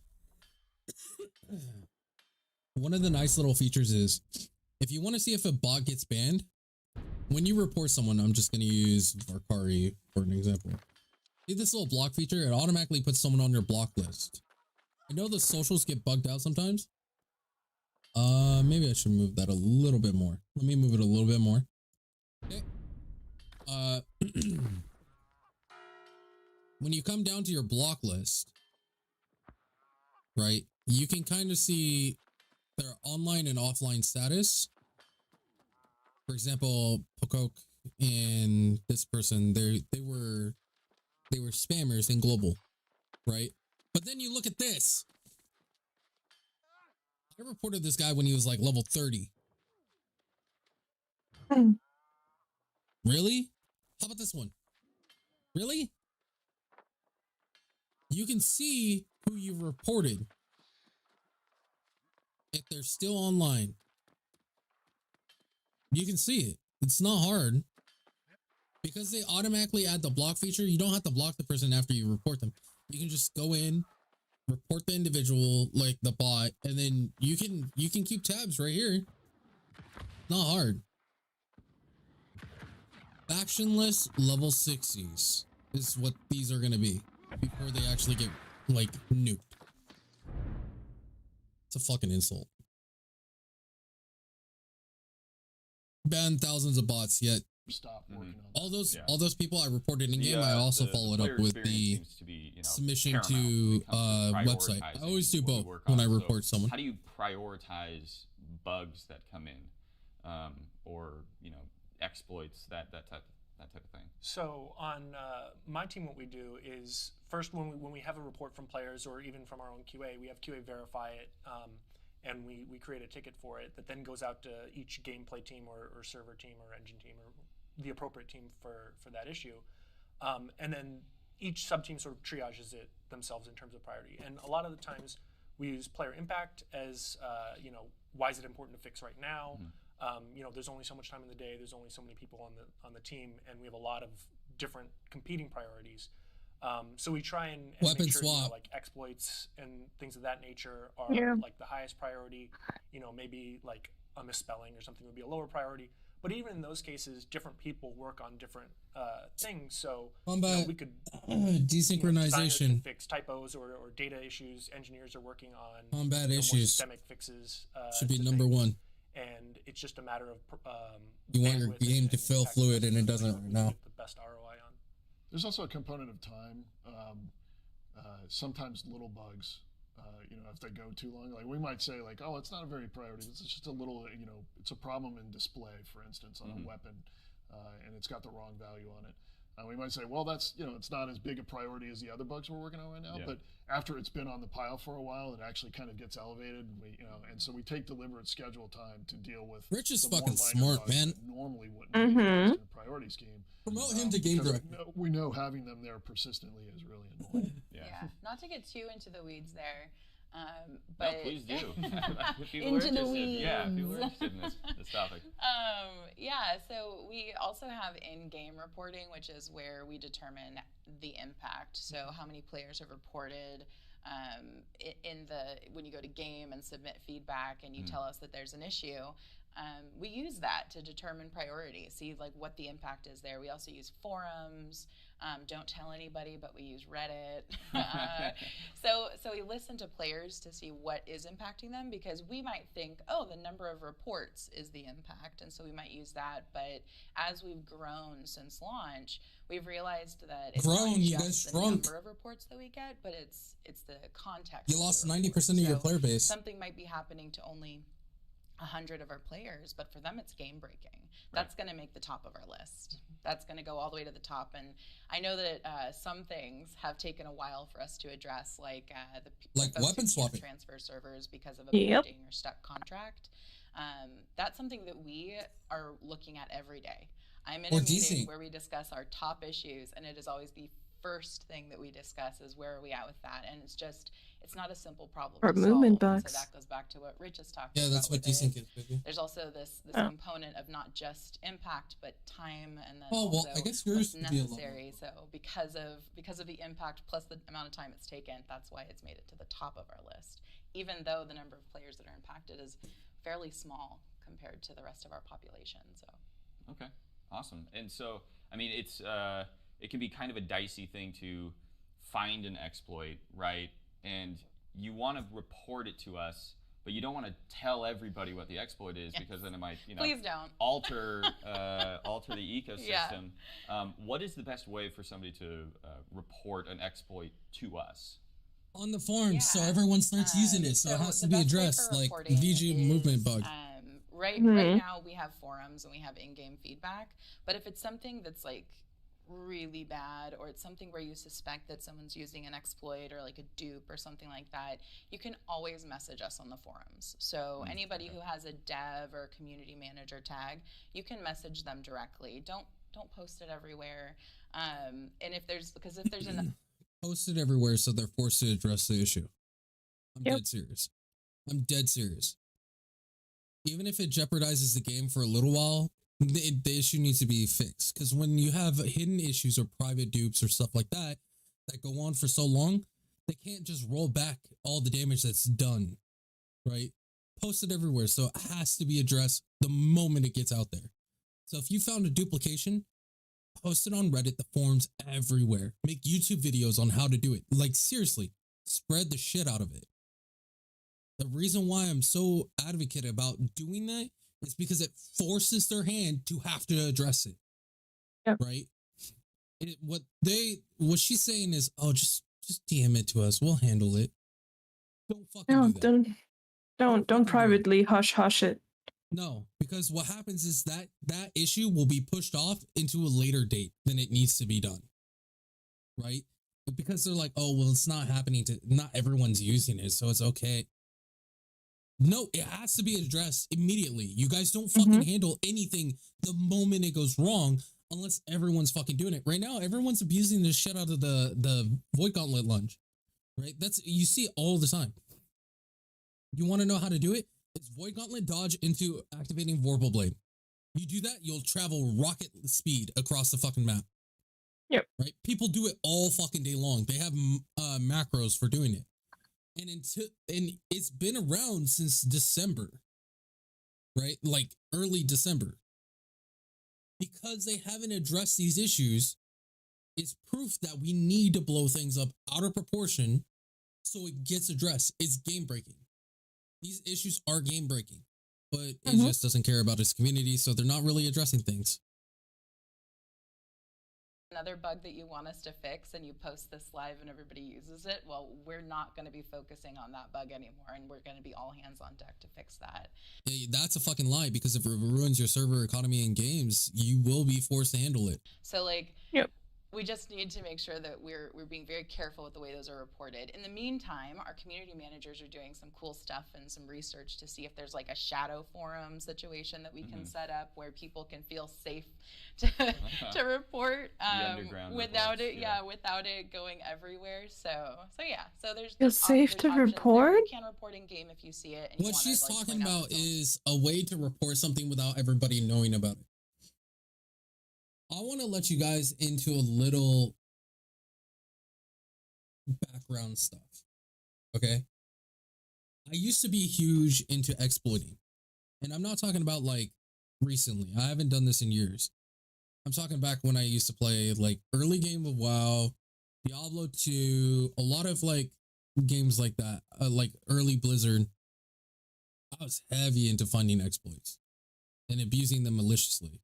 Like Minecraft on those servers, like the fucking the public servers and stuff like that. Oh, exploiting the shit out of them. There's always private dupes, right? I'm gonna tell you right now. Almost every game has dupes in it. The only way to avoid private dupes is having item IDs, right? And even then, currency cannot have item IDs on it. So it's like if you duplicate it, it's kind of hard to detect depending on the way that you're duping. What she's talking about is shadow forums or whatever. That's the stupidest fucking name I've ever heard about it. It's just a forum where when you submit a ticket or a complaint or something like that, only moderators can see it, right? It's a ticket system is all it is. Yeah. It's an easy of access ticket system. We use it in Discord all the fucking time. No. Publicly announce it, because you know what? Issues are so fucking big right now when it comes down to bugs and exploits.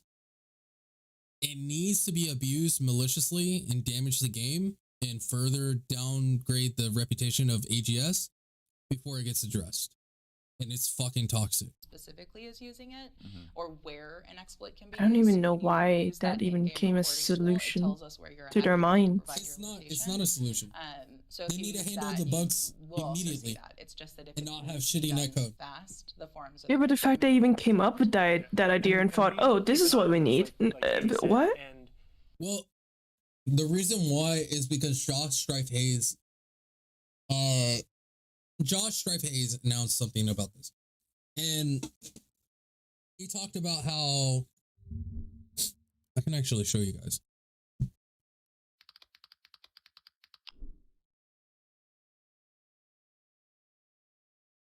Want to know how to do bugs and exploits? Go here and just scroll through. If anything catches your eyes, they ask you how to recreate it, right? Right here.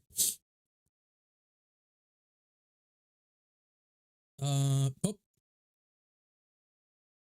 Were you able to recover? What steps to reproduce the issues you've experienced? Yeah, that's a key little feature, but if it's like how to do void gauntlet issue or yada yada yada, like that's literally where you can go. You just come here and you find blah, blah, blah, blah. Most of these are shit just not working. Character stuck in place. Play the game and attempt to move. This guy's a fucking legend.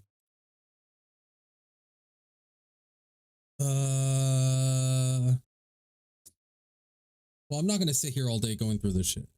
For example, like how do you bug someone on, or the movement bug on players, right? Why weren't you able to move, right? What I was hoping for that individual to address is this scream.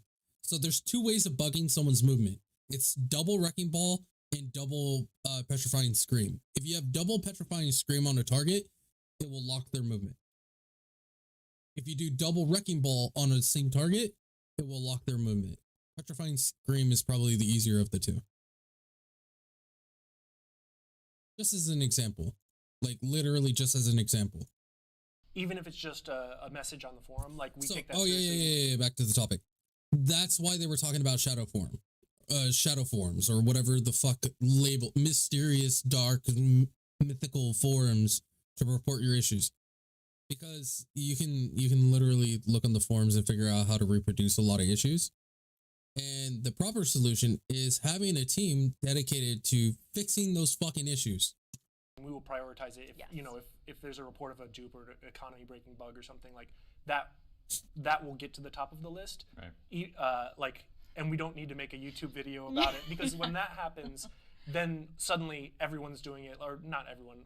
Even in those cases, we found that it's actually a very small percentage of the population, but the impact on everyone becomes huge. And then we have to think about rollbacks if that's possible, or we had to disable the economy when issues like that were discovered.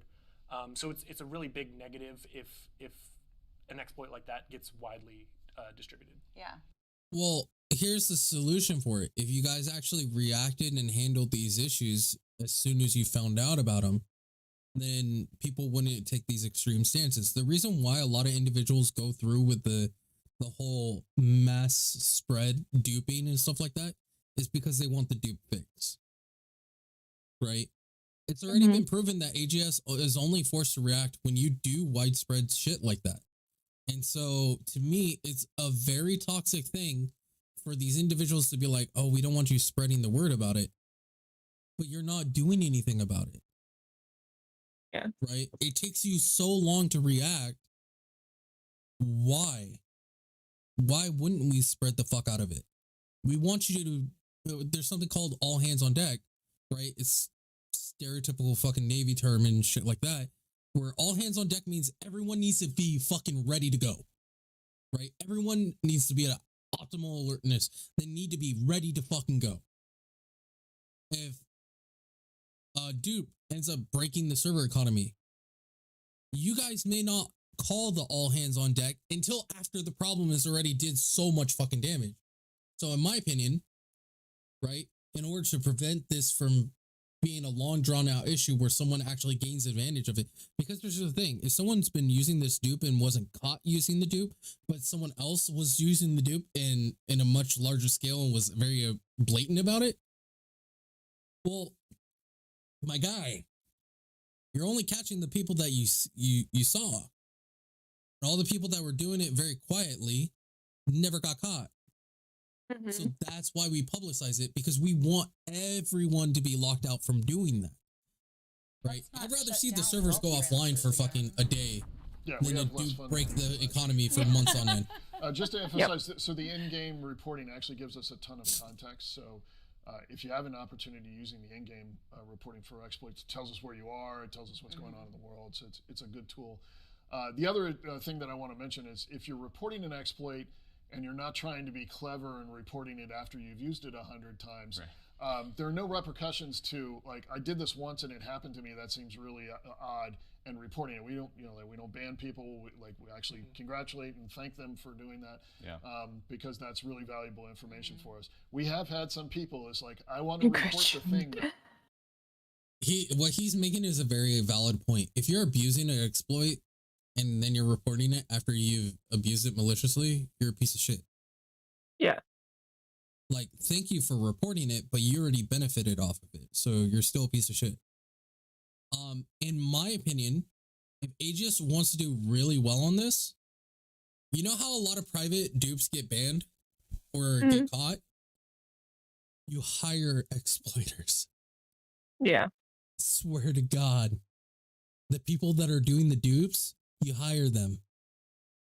Right? The people that find the dupes, you hire them. You give them money. Right? If you want a very successful game, put bounties on duping. Right? We'll give you fucking $1,000 if you can find a dupe. Everyone's looking for dupes. Now you hired these individuals to submit reports to you. You want to get rid of botting? Hire people that program bots. Hire people that look. So for me, when I watch someone botting, sorry to sidetrack, but I do have ADHD. Where is it? Where is it? One of the. So right here, right? When I'm watching him, when I'm watching players and I'm inspecting them for botting behaviors, I'm seriously analyzing everything. This little whisper for a bot check, the reason why I do that is because normally when you say bot check to someone, they're like, what are you talking about? Right? It confuses someone. You want to give as little context as possible so they'll respond. But watch this guy. It's fucking blatant. He walks up, double E's, moves on to the next. Right? These are all scripted routes. Walks up, double E's, and I actually predict, like I can see exactly based on his behavior, he's going to hit this corner. Right? That's what that marker means. Right? This is proof of concept that you can actually predict how bots are move the bot-like behaviors when you've created bots before. This is a very simplistic bot that does a route and goes to interactable nodes based on chunks. So essentially, this whole section of Star Metal is actually in a subroutine, right? And so as soon as it reaches a certain point, it starts that subroutine. And then it goes back to pathing. If you disrupt that subroutine, right, and it goes back to the original pathing, it reallocates itself to a position based on the top right-hand corner, right? Because this is how a bot actually tracks itself. They actually made it really easy to track itself because it has a position marker, right? So you actually have to add very unique forms into the game to disrupt that behavior, because they'll find a way to move around. And tents aren't really big enough to disrupt them. If you get enough tents and enough people to blockade something, you can trap a bot. But individual wise, you can't do anything. So I can tell that it's following the positioning. I can tell exactly what position he's going to choose based on optimizations. And I already know that this person is going to go over here, and then he's going to try and interact, and then move on to the next one. Right? I can identify that. I've never seen the bot in this location before, but I'm able to predict it. Right? And it's just because I've made bots before. You can identify a smart bot and a dumb bot. A smart bot doesn't have a set path with identifying or with a subroutine that always goes up to the same node and then tries to interact with it, right? A smart bot actually will have, like, for example, right here, it would read that there's star middle vein right here and go up to it, right? It would have a common pathing allocation such as like new world minimap.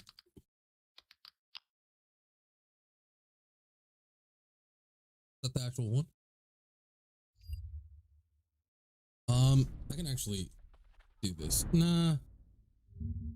New world interactable or interactive map. Oh yeah, that's right. It's called Map Genie.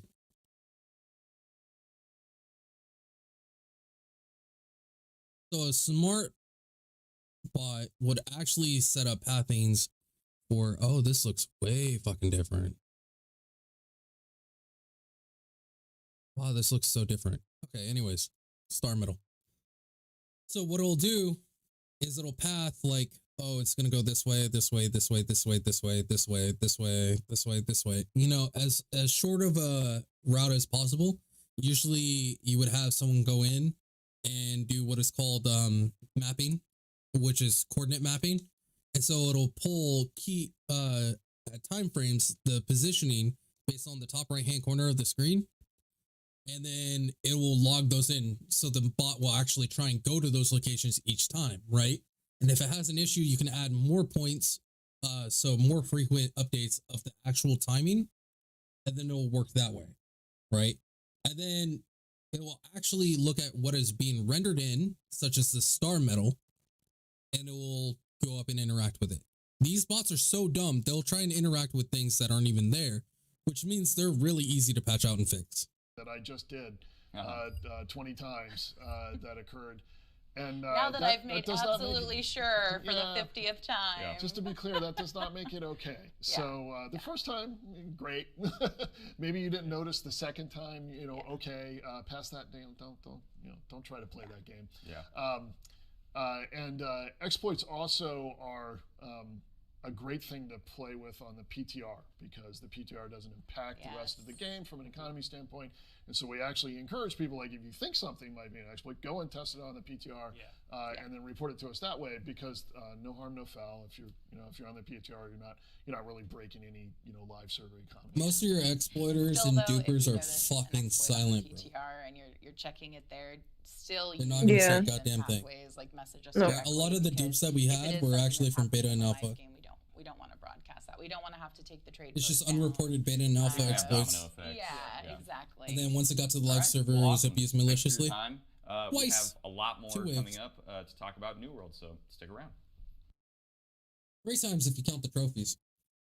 So why would they report it? For this next segment, It's we're going to like, talk a lot. Go ahead. It's the silent people that abuse this, and why would they go tell other people about it? Because by actually verbalizing it, they can't abuse it anymore. By actually going to tell their friends and stuff, hey, you can abuse this, like, this exploit, you can abuse this duping, and then you can make like a lot of money, blah blah blah blah blah blah blah. They don't. Then they're gonna start sharing it with their friends, and that's how it gets spread around. No, they don't do that. People don't do that. I'm gonna tell you right now, like, a lot of people, they don't even share it with their friends. That's what I'm saying. Right. They're not gonna do that. You're talking about public dupes. You're so fucking loud all of a sudden. Hold on. Okay, say something. Something. Yeah, you've ramped your voice up like 100-fold. No. So generally, the way the duping scene goes is this: someone finds a dupe, they abuse the dupe maliciously, but they hook up their friends with random odds and ends, right? This could be easily hidden in certain archetypes, such as like say your friend needs a trophy material. Well, you'll go buy it for him because you have all this money, right? You don't tell them. It's just like every now and then you kind of help them out with certain things that are pretty expensive, to be honest. Mhm. And it can easily be disguised as, oh, I just mess with the trade post. You know, that's how I make my money. But in actuality, that's not the case at all, right? And they're not going to question And it. public dupes, right, which is what you're talking about, is not spread by they told their friend and their friend told their friend and their friend told their friend. Usually, the person that discovered the dupe finds a second dupe, and so he'll give one of the dupes away, right? Usually, he gives away the more harder or intricate fucking dupe mechanism, or sometimes they'll give away the easy one just because the convoluted one is more likely to stick around. And so that other dupe gets widespread, that public one. And so attention's on that one, but yet his private dupe is still around. I guarantee you there's a lot of private dupes right now, but it honestly gets dwarfed in the fact that we have an inflated economy based on what AGS decided would be great for settlements as far as the housing discount and the multiplication of the taxation. So we have an in-game dupe already that AGS provided for us. But usually it's people don't spread their first dupe. They're very hush-hush about it, right? Which is exactly what I said, though. No, That it they're wasn't. 'Cause not you were, gonna. you were, they were Yes, spreading it with their friends and stuff, but they don't do it. no, you didn't hear the half of what I said clearly because I said they're not going to do that. That's how I started the sentence. They're not gonna sit there and share it with all of their friends. They're gonna be the silent ones because they don't want to share it around. They want to keep the dupes for themselves. That was what I was saying. I mean, I can go review the footage if I want to, woman. I got this all on recording. You can do that because I Anyways, said they're not gonna. But what at the end of the day, private dupes sell for a lot of money too, by the way. Right? Yeah. So usually people sell their dupe mechanisms. There's all sorts of forums out there for these kind of dupes. And if you discover a dupe, right, and you abuse it maliciously and you wonder why you got banned after you reported it, you abused it maliciously. A lot about the Winter Convergence event. So Winter I have Convergence, with me I fucking Michael hate this West, event. World Experience lead, I Rob hate this Chesney, event. the narrative lead, and Phil Bolus, the open world lead. So we got a table full of leads and a lot of questions about the World Experience event. I'm gonna go So grab a Mike, drink while they talk just about give this us, for a second. kind of a high level. What is the Winter Convergence event? Winter Convergence is a holiday event where we celebrate the celestial binding in Eternum. So during the winter, the lights in the sky start to brighten because of these giant falling meteorites, or we call them gleamites, that fall to the earth. And it's a sign of the forever winter that's coming to Eternum.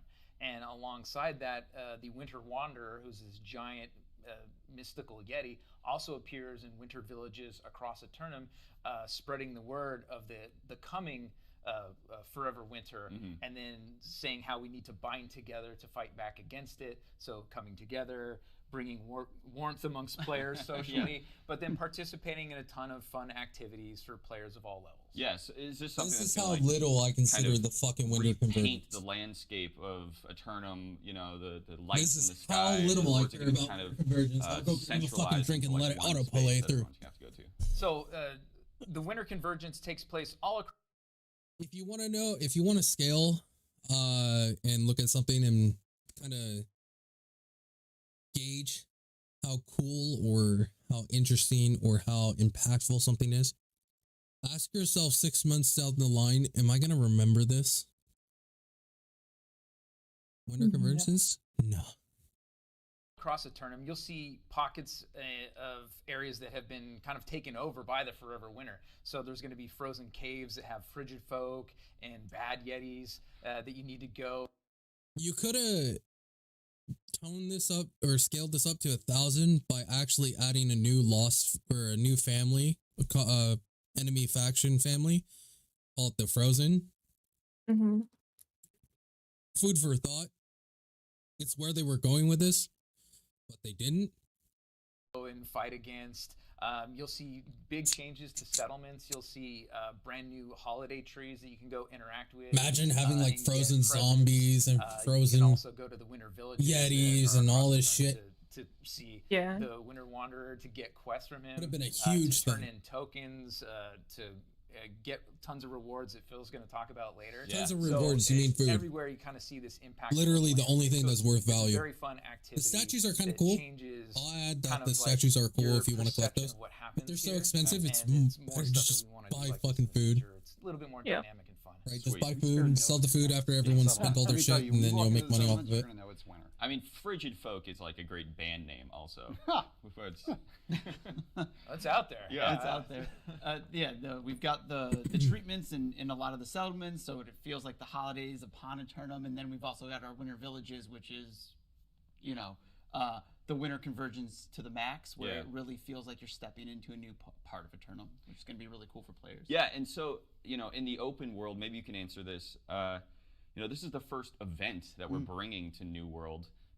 It seems like, winter is just the perfect place to have that setting happen.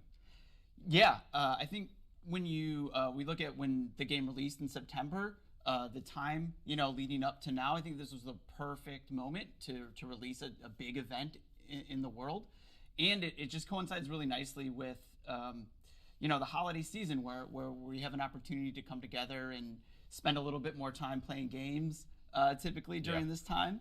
And so we really wanted to make sure we had some of that reflected. say in the that, but you tournament, lost our own 90% of your player supernatural base. spin on what that could be. Yeah, and the game game or the event 'cause we didn't had add we had anything Halloween come and go. that We you had kind to of do a together taste of beside that Halloween in one the tournament Yeti with quest. pumpkins and things, so it seems like that Yeah. on steroids.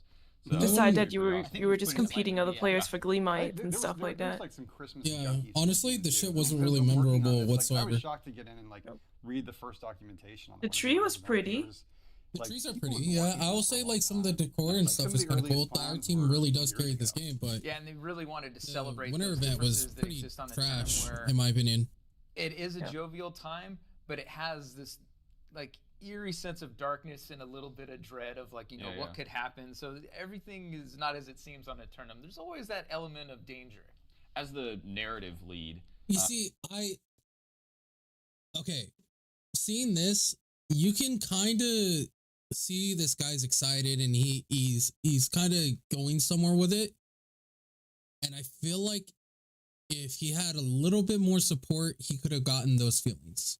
You know what I mean? Yeah. Where he's talking about like some eerie dread, yada, yada, yada. What if, so say you had these Gleamites coming down. Say you also had like, for example, fucking,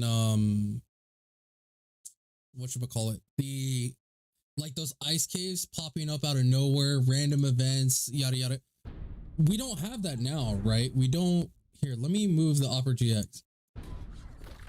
How is, for example, where's one of the fucking Yetis? I forgot what they are. They're all fixated too. Is there one over here? No. Oh, here's one. How is this adding eerie dread? This cave. Or how about here's the big ones in Ebon Scale, right? One of the big ones is in Ebon Scale. How is this adding eerie dread? How is the one in Eden's Grove adding eerie dread? How about the one in Shattered Mountain? Does that one tickle your guys' toes a little bit? It doesn't, right? It's not just me, right? I'm not crazy. The only eerie dread I had was the fucking having to do the quest line. Right? Actually having to do the quest. Because I wasn't sure how annoying it was gonna be. Having to group up for the last one was just It was boring. Yeah. The whole event's boring. Honestly, the entire event was boring. I feel like they could have went somewhere with it, but they didn't. Right? But this also comes down to the whole fact that they needed to get the foundation covered and cleared before they worked on this kind of event. Right? when you have all these issues like piled up, you can't allocate that insane level of resources to get the kind of feelings that this guy wanted to invoke on the players.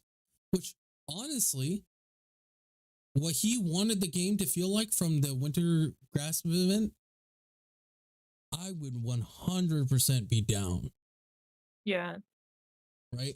If we could instill a level of panic of the shaping of the world, and you had this random fucking encounter and this and that, and like, for example, I don't know, like I keep talking about global spawns, right? If something had a global fucking spawn event, right, that happened like a couple times a day, where like Everfall, if you don't show up, it's going to like be fucking imploded because of corruption, or the frozen Yetis. Like, the Yetis would have been perfect for it, right? Like the fucking Maybe. frozen mobs. What? Imagine if the cities were like attacked by Yetis and like armies of frozen That's what people. I'm saying, right? Like, Now add that safe element. zone, your safe zone is now being violated. Exactly. See, that would have made be sense. Fucking amazing. And if you don't take care of it, then your fucking city gets downgraded or some shit. I don't fucking know. Exactly. Like invasions. Yeah, it's like they could have gone so many fucking places with it, but they didn't. Imagine if you're sitting there crafting and you're just like watching some YouTube on the side, and then you hear some fucking like war horns and shit, and then all of a sudden you see all this crazy shit. Listen, your sound team's fucking amazing. Capitalize it. They can instill that feeling. You know what I mean? Or better yet, you're sitting there doing your crafting and your hammer gets a little bit more silent, more and more, and the town kind of falls silent. And then you hear this Yeti growling in the fucking background. I'm not talking about like the NPC, because that Yeti is fucking garbage and it's annoying and toxic. I mean like a like gut-wrenching, gurgling fucking growl. You know what I mean? You could have done so much. Yeah, and even didn't. like they could also done it so yeah, the city doesn't get downgraded, but if you don't deal with these, there's like a frost effect or something. I think the Like, frost there's effect so would be many. annoying to deal with. I think the frost effect Well, would be. I know where you're going true, with it. but I know where you're going with it. I 100% understand. It's something that's impactful to the point where people would actually have to address these issues, right? exactly. Or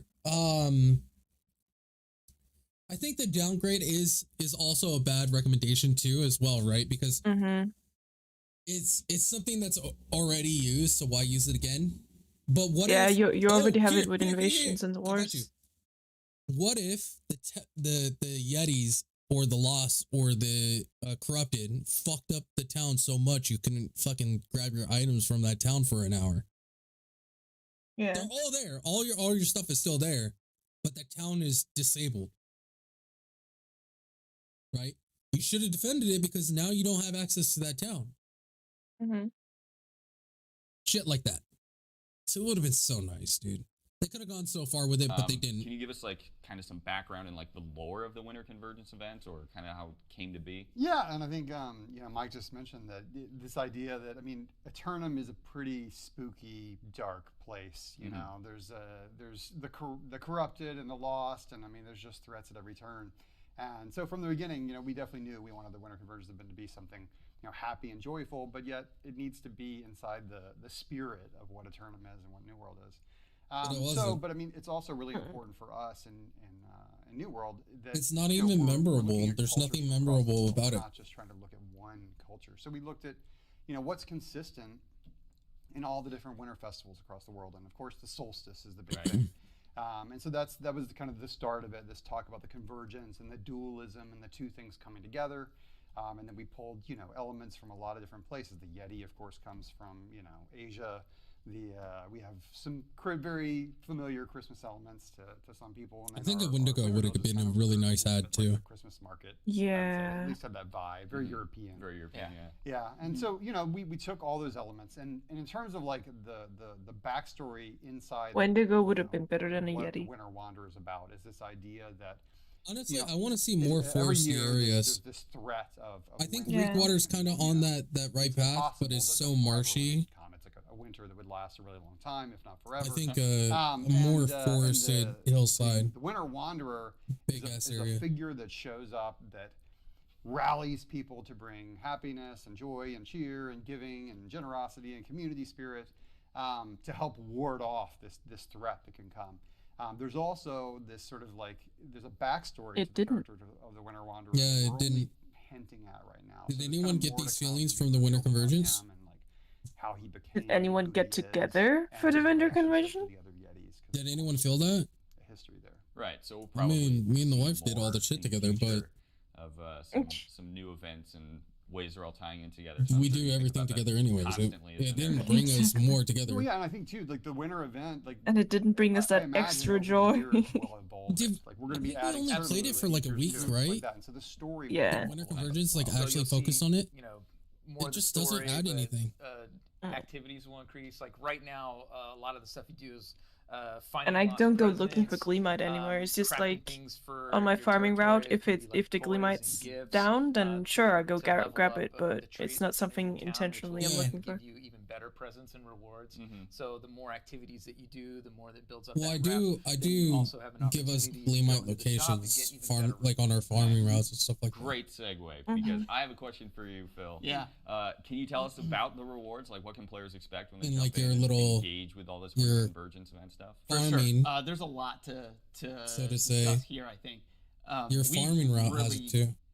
chocked Yeah, I know. this event full of unique and exclusive rewards. So throughout the duration of the event, by doing the activities around the event, players can earn tokens, and they can use those special event tokens in our winter shop.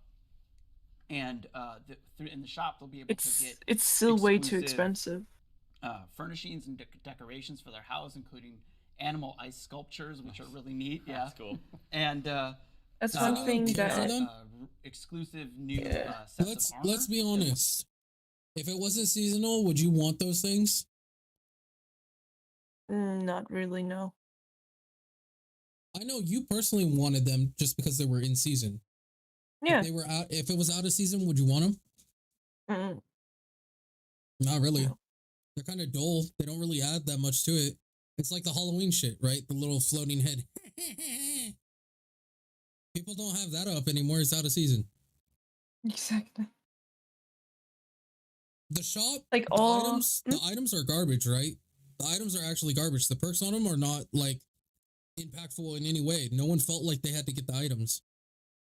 No, I only Also- got the void gauntlet because my own one was trash and just to have a weapon with luck on it. I can actually craft you a void gauntlet. But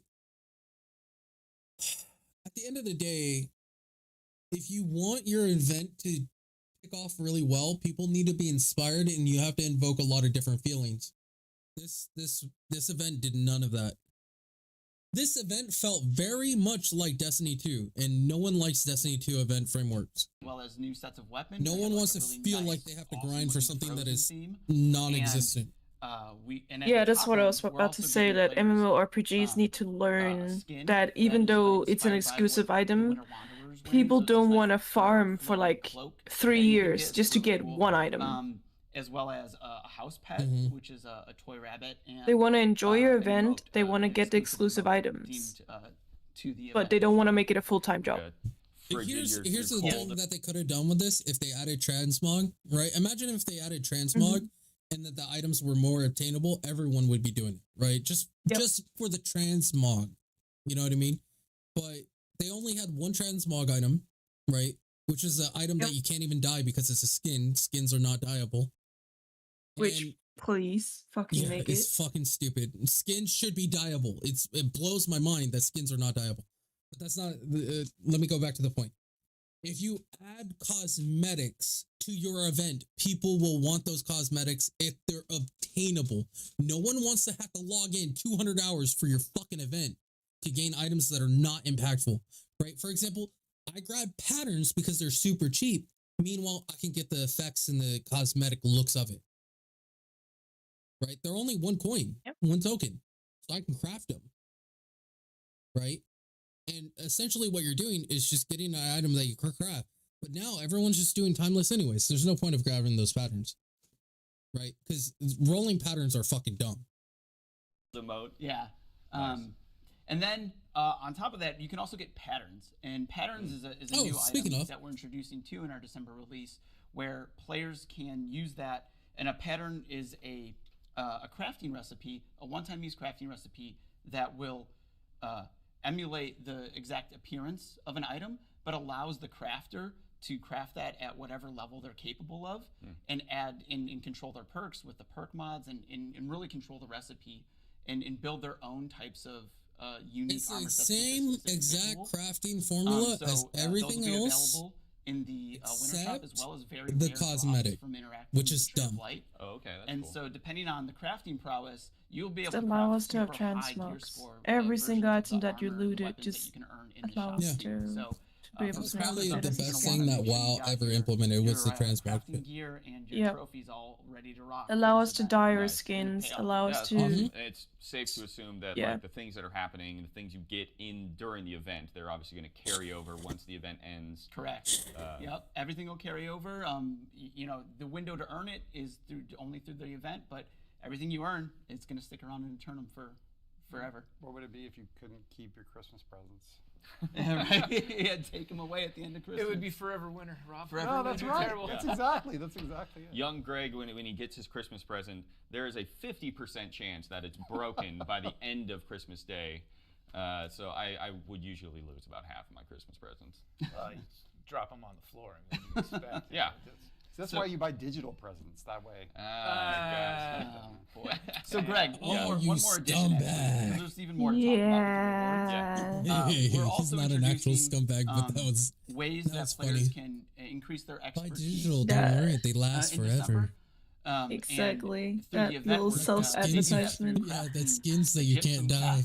And earning different colors of a new material we've introduced called gypsum. I think more people would also And buy we have a skins if they special could actually event dye gypsum. them. So by Oh, yeah. interacting with the Tree Yeah. of Light every day, level 60 players can earn diamond gypsum. And that gypsum, if you interact with 3 trees, is enough to earn a gypsum orb and craft an item that'll be a guaranteed increase to an expertise of your choosing. That's why you So, should collect all your there's trees a and shit lot and to just, stockpile dig in items, here. because Also, after the sorry, event, one other thing.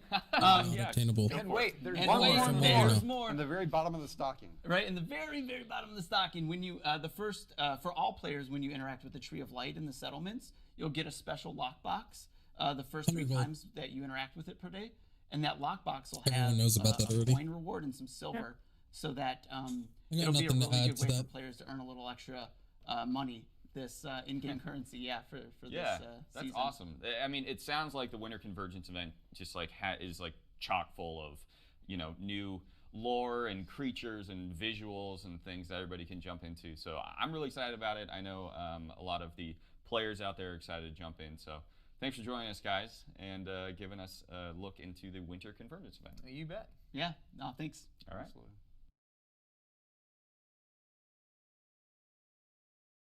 Okay, and for this next segment, we're going to be talking about a new feature coming to. I will like to add that any negative, I'm gonna give pre-contact or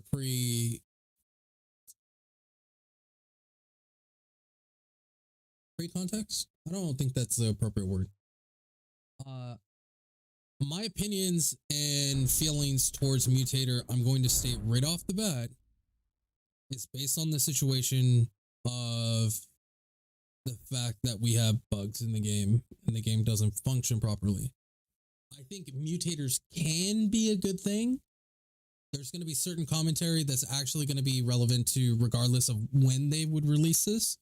But a lot of these comments that I'm going to have about mutators is based on the state of the current state of the game. To New World, Mutators. And so I'm joined again by Mike, Rob, and Charles. So if you want to just kick it off, Mike, what are mutators and how do they work? So mutators are augments to AI, elite AI, and named AI in expeditions. Yeah. NAI. So they're augments to the AI, and they're on a weekly schedule and cadence, and they go through different rotations, and they're presented as challenges to the player, and they're a great way to test out your gear, your power level, and to increase your power level. So every week you take on a new expedition with a new set of mutations and challenges.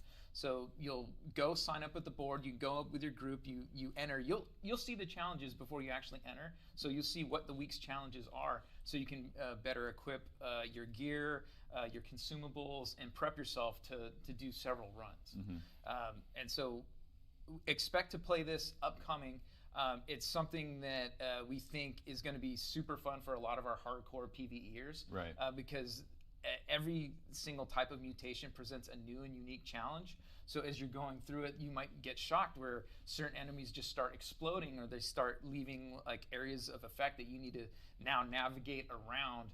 And you might be presented with different curses or different things that impact your core abilities that you weren't ready for before. Yeah. So we think it adds a unique twist to the formula and makes things really challenging and rewarding when you can complete them. Yeah. Rewarding wise, yes, the mutators are very rewarding. I will admit there's quite a bit of drops, especially as you push into the higher tiers, you get more likely chance of drops. And I will state that on PTR the drop rate felt really good. I pray that they don't change it. Yeah. My problem isn't in the rewards, but the actual gameplay itself. From the mutations that I saw, there was like 8 little purple stuff spawning around us and whatnot. When I was playing with Databank, and you did kind of have to move around them, and it wasn't too overbearing where it seems like you got locked out of a zone or you felt like you got cheesed. But being ignorant of those and not paying attention to those were punishing. I will say that it felt pretty good, right? It felt pretty good. Gear wise, you do need to be appropriately geared. If you're fighting Lost, have Lost gear. If you're fighting Corrupted, have Corrupted gear. You will need it, especially for the higher tiers. I think they should get rid of luck gear and harvesting gear. And my backing for this is I don't think you should be required to stack luck or harvesting when there's already this level of intense amount of gear sets that you need. And mutators kind of adds into the whole fact that you kind of need more. My advice for anyone that's actually looking into getting into mutators and stuff like that is, say Dynasty is corrupted, right? So have a set of Dynasty gear at the Dynasty location. That way you can, when you teleport over there, you can grab your gear and then move on forward. But it just seems so overbearing to have all these different requirements for like gear wise without having the quality of life of like loadouts, right? The mutators felt fine, right? With a pre-made group, I'm not going to say all of them were really good, but they felt competent enough. Like the damage felt kind of lacking, but that's fine. I don't really care. As a tank, it didn't feel like it was that much of a bigger issue. It felt fine. But it just plays the same as how it normally does, except for like little tiny niche things. Like it's so small that it passively you'll be able to ignore these once you adjust to playing with them, right? It's like when you go to fight a boss or a raid boss for the first time, you kind of got to learn the mechanics and you got to learn it and understand and comprehend what you need to do and how you need to do it. But after like the 10th kill, it doesn't feel fresh and you kind of could be watching a video on your other screen and not really pay attention to it. Right? Yeah. I feel like that isn't going to happen as slow as it does with like raiding. It's going to be a lot more instantaneous like learning, right? After like 5 minutes of doing mutators, like 5 minutes, the little AoE purple spawning crap was off my radar. So I don't think mutators adds enough. It's still really easy. It is very rewarding. I like the rewarding, but I think they need to focus on something other than takes less damage, deals more damage, right? It kind of add. I feel like mutators should kind of transform the expedition into more like a raid. You know what I mean? Yeah. Because if it became more like a raid scenario, I'm not talking about like increase the number of players that you need. I mean, it's like more mechanically driven, right? More mechanics. I can understand with Dynasty, a lot of people would get a little bit toxic about the final boss, but it's really not that bad. Essentially, after it goes officially released, I think a lot of the players are gonna realize that it's kind of underwhelming, right? Maybe the average player is just much worse than I think, but it's really easy. Like it's pretty easy. I would say that the Mutator Dynasty was actually easier than Genesis and Lazarus. That's just a personal opinion. And I mean standard so it's Genesis like, Lazarus. it's taking. I haven't done you know, the Mutator things one, that you're familiar obviously. with, adding these mutators on top of it. So it's basically like new content to the game that you can understand. Do not say new content to the game. That's fucking insulting of my intelligence. And it's just making things different. Is that? Yeah, it's a wasn't- different type of variation of content. It's not different enough to vary, like to state that it's new content. It's not different enough to say that it's different, right? If you add little explosive AoEs that are barely negligible to movement requirements, and if they deal a lot of damage, I'll say they'll deal a lot of damage if you don't have like corruption gear, or incense. But it's not enough to make Dynasty feel different. It's not enough to make the expedition feel different. You'll see exactly what I mean when you go to play Mutators. It's not enough to make it feel any fucking different than what it is right now. It's small changes, and it's not new content. It's a fucking insult of your community to state that this is new content. You haven't drawn anything new mechanically. You haven't changed the way that the place feels mechanically. It feels roughly the same. Content. So when you're going into it, one way that you expected to play against an enemy is going to change completely by the way that you interact with it. So it'll have different affixes, different types of curses, and what we call promotions. And each week there'll be a new combination of those things to challenge yourself. Okay. Yeah, and you know, I mean, each of our expeditions has a different enemy family in it, right? You got the corrupted in one, you got the angry earth in another one, and then when you get into the mutator. Oh, I will add one thing that I did like is their scoring system. I would love to see leaderboards. The scoring system is a nice touch to the expedition. It kind of does motivate you to do a little bit more, and it motivates you not to just skip on the mobs. It's like you're more encouraged to do group polling and challenge yourself. That I did like. I did like that. But the actual core mechanics of fighting certain bosses is the same shit. They're going to behave, and you know, they're going to have bonuses that are different than what they normally have. So it's going to really change up the whole combat dynamic in each expedition. I mean, I think it doesn't though. So it's primarily about expeditions, but what about like the combat dynamic is the exact same, but how you deal with the combat is a little bit different because you're more likely to do group polls. Invasions and outpost rush? Is our mutators gonna like make their way into shaking things up in those? So that's something that we're currently exploring. If you add mutators to outpost rush, I will fucking quit. And so when we run the PTR that's upcoming in January and we run mutations, we're going to get a lot of great feedback from that, and we're going to see how that applies to going to an even larger scale. Okay.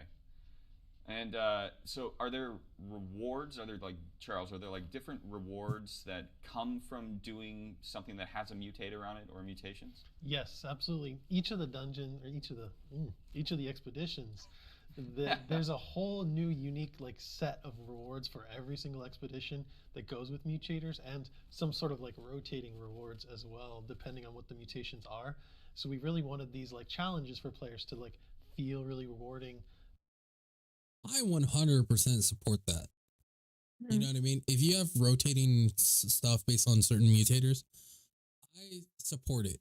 But if you have best in slots on certain mutations, on certain rotations, Yeah. it's gonna be very toxic. Essentially, what I feel like is the rewards for mutations should help you fight mutations, right? Mhm. If you get something that has like Enchanted 2, where it has a bonus to enchant on the enchanted damage, instead of being 9.8%, it's 14%. I will fucking quit the game.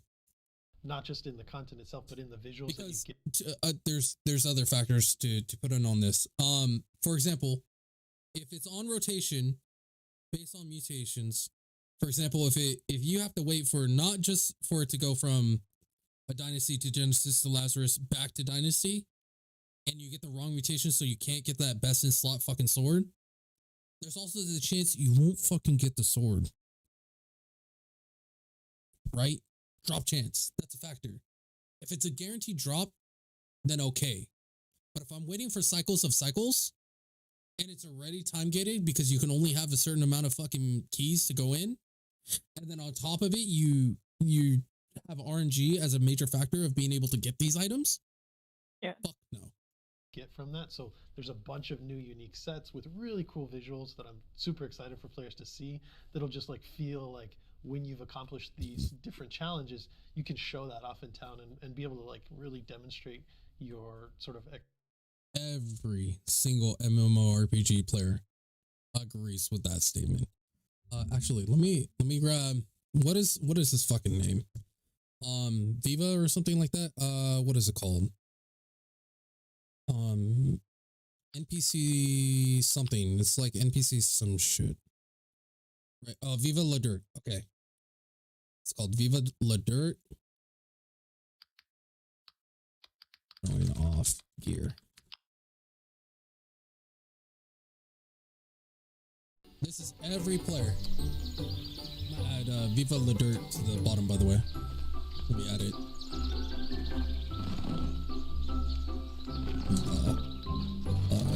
Oh, hey.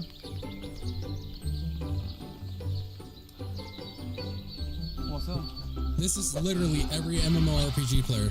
This is literally every single one. You get that nice shiny new gear. Hey. Oh, hey. Didn't see you there.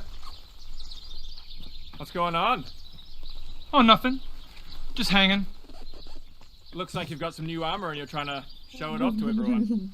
Oh, this sort of thing. Oh, I forgot I was wearing it. Why? You're jealous? I am not jealous. Oh, I think you're jealous. No. You're definitely jealous. You're jealous, aren't you? You're jealous. I am not jealous. In fact, I think this entire thing is a little bit stupid. You think this is stupid? Yes, I do. And in fact, I think there is no one else in the entirety of Azram who thinks. What are you doing on my corner, peasant? Who the hell are you, peasant? That's my corner, peasant. Where did you get that armor, peasant? Oh, this old thing. Nowhere special. Just cleansing the furthest reaches of the dark lands, peasant. Please, you're no match for me, peasant. Oh, aren't I, peasant? Where did you learn that move, peasant? From a master much greater than your own, peasant. Well, what's this then, peasant? String contest. So what's this true. then, peasant? It's so What's this true. then, peasant? True. What's this then, peasant? What's this then, peasant? What's this then, peasant? What's this then, peasant? What's this Okay, then? I'm just gonna get back to questions. Peasant. Oh my god. Then, I'm gonna go. This is so stupid. then, No, peasant? literally no What's this one then, cares. peasant? Okay. What's this then, peasant? What's this then? Exactly. What's this then, No peasant? one cares. What's this then, peasant? No one cares What's about this your gear. then, peasant? Yeah! But it's so fucking true. It is.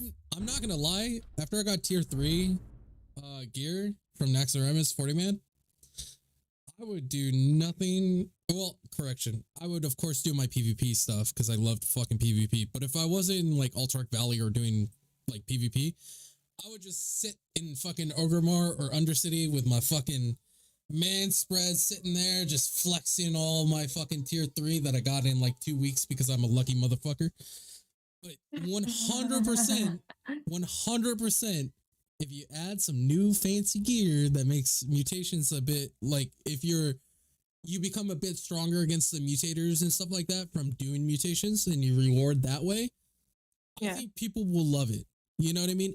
I support the idea that if you go and do mutators, you get stronger gear for fighting mutators, right? It kind of preps you up for it.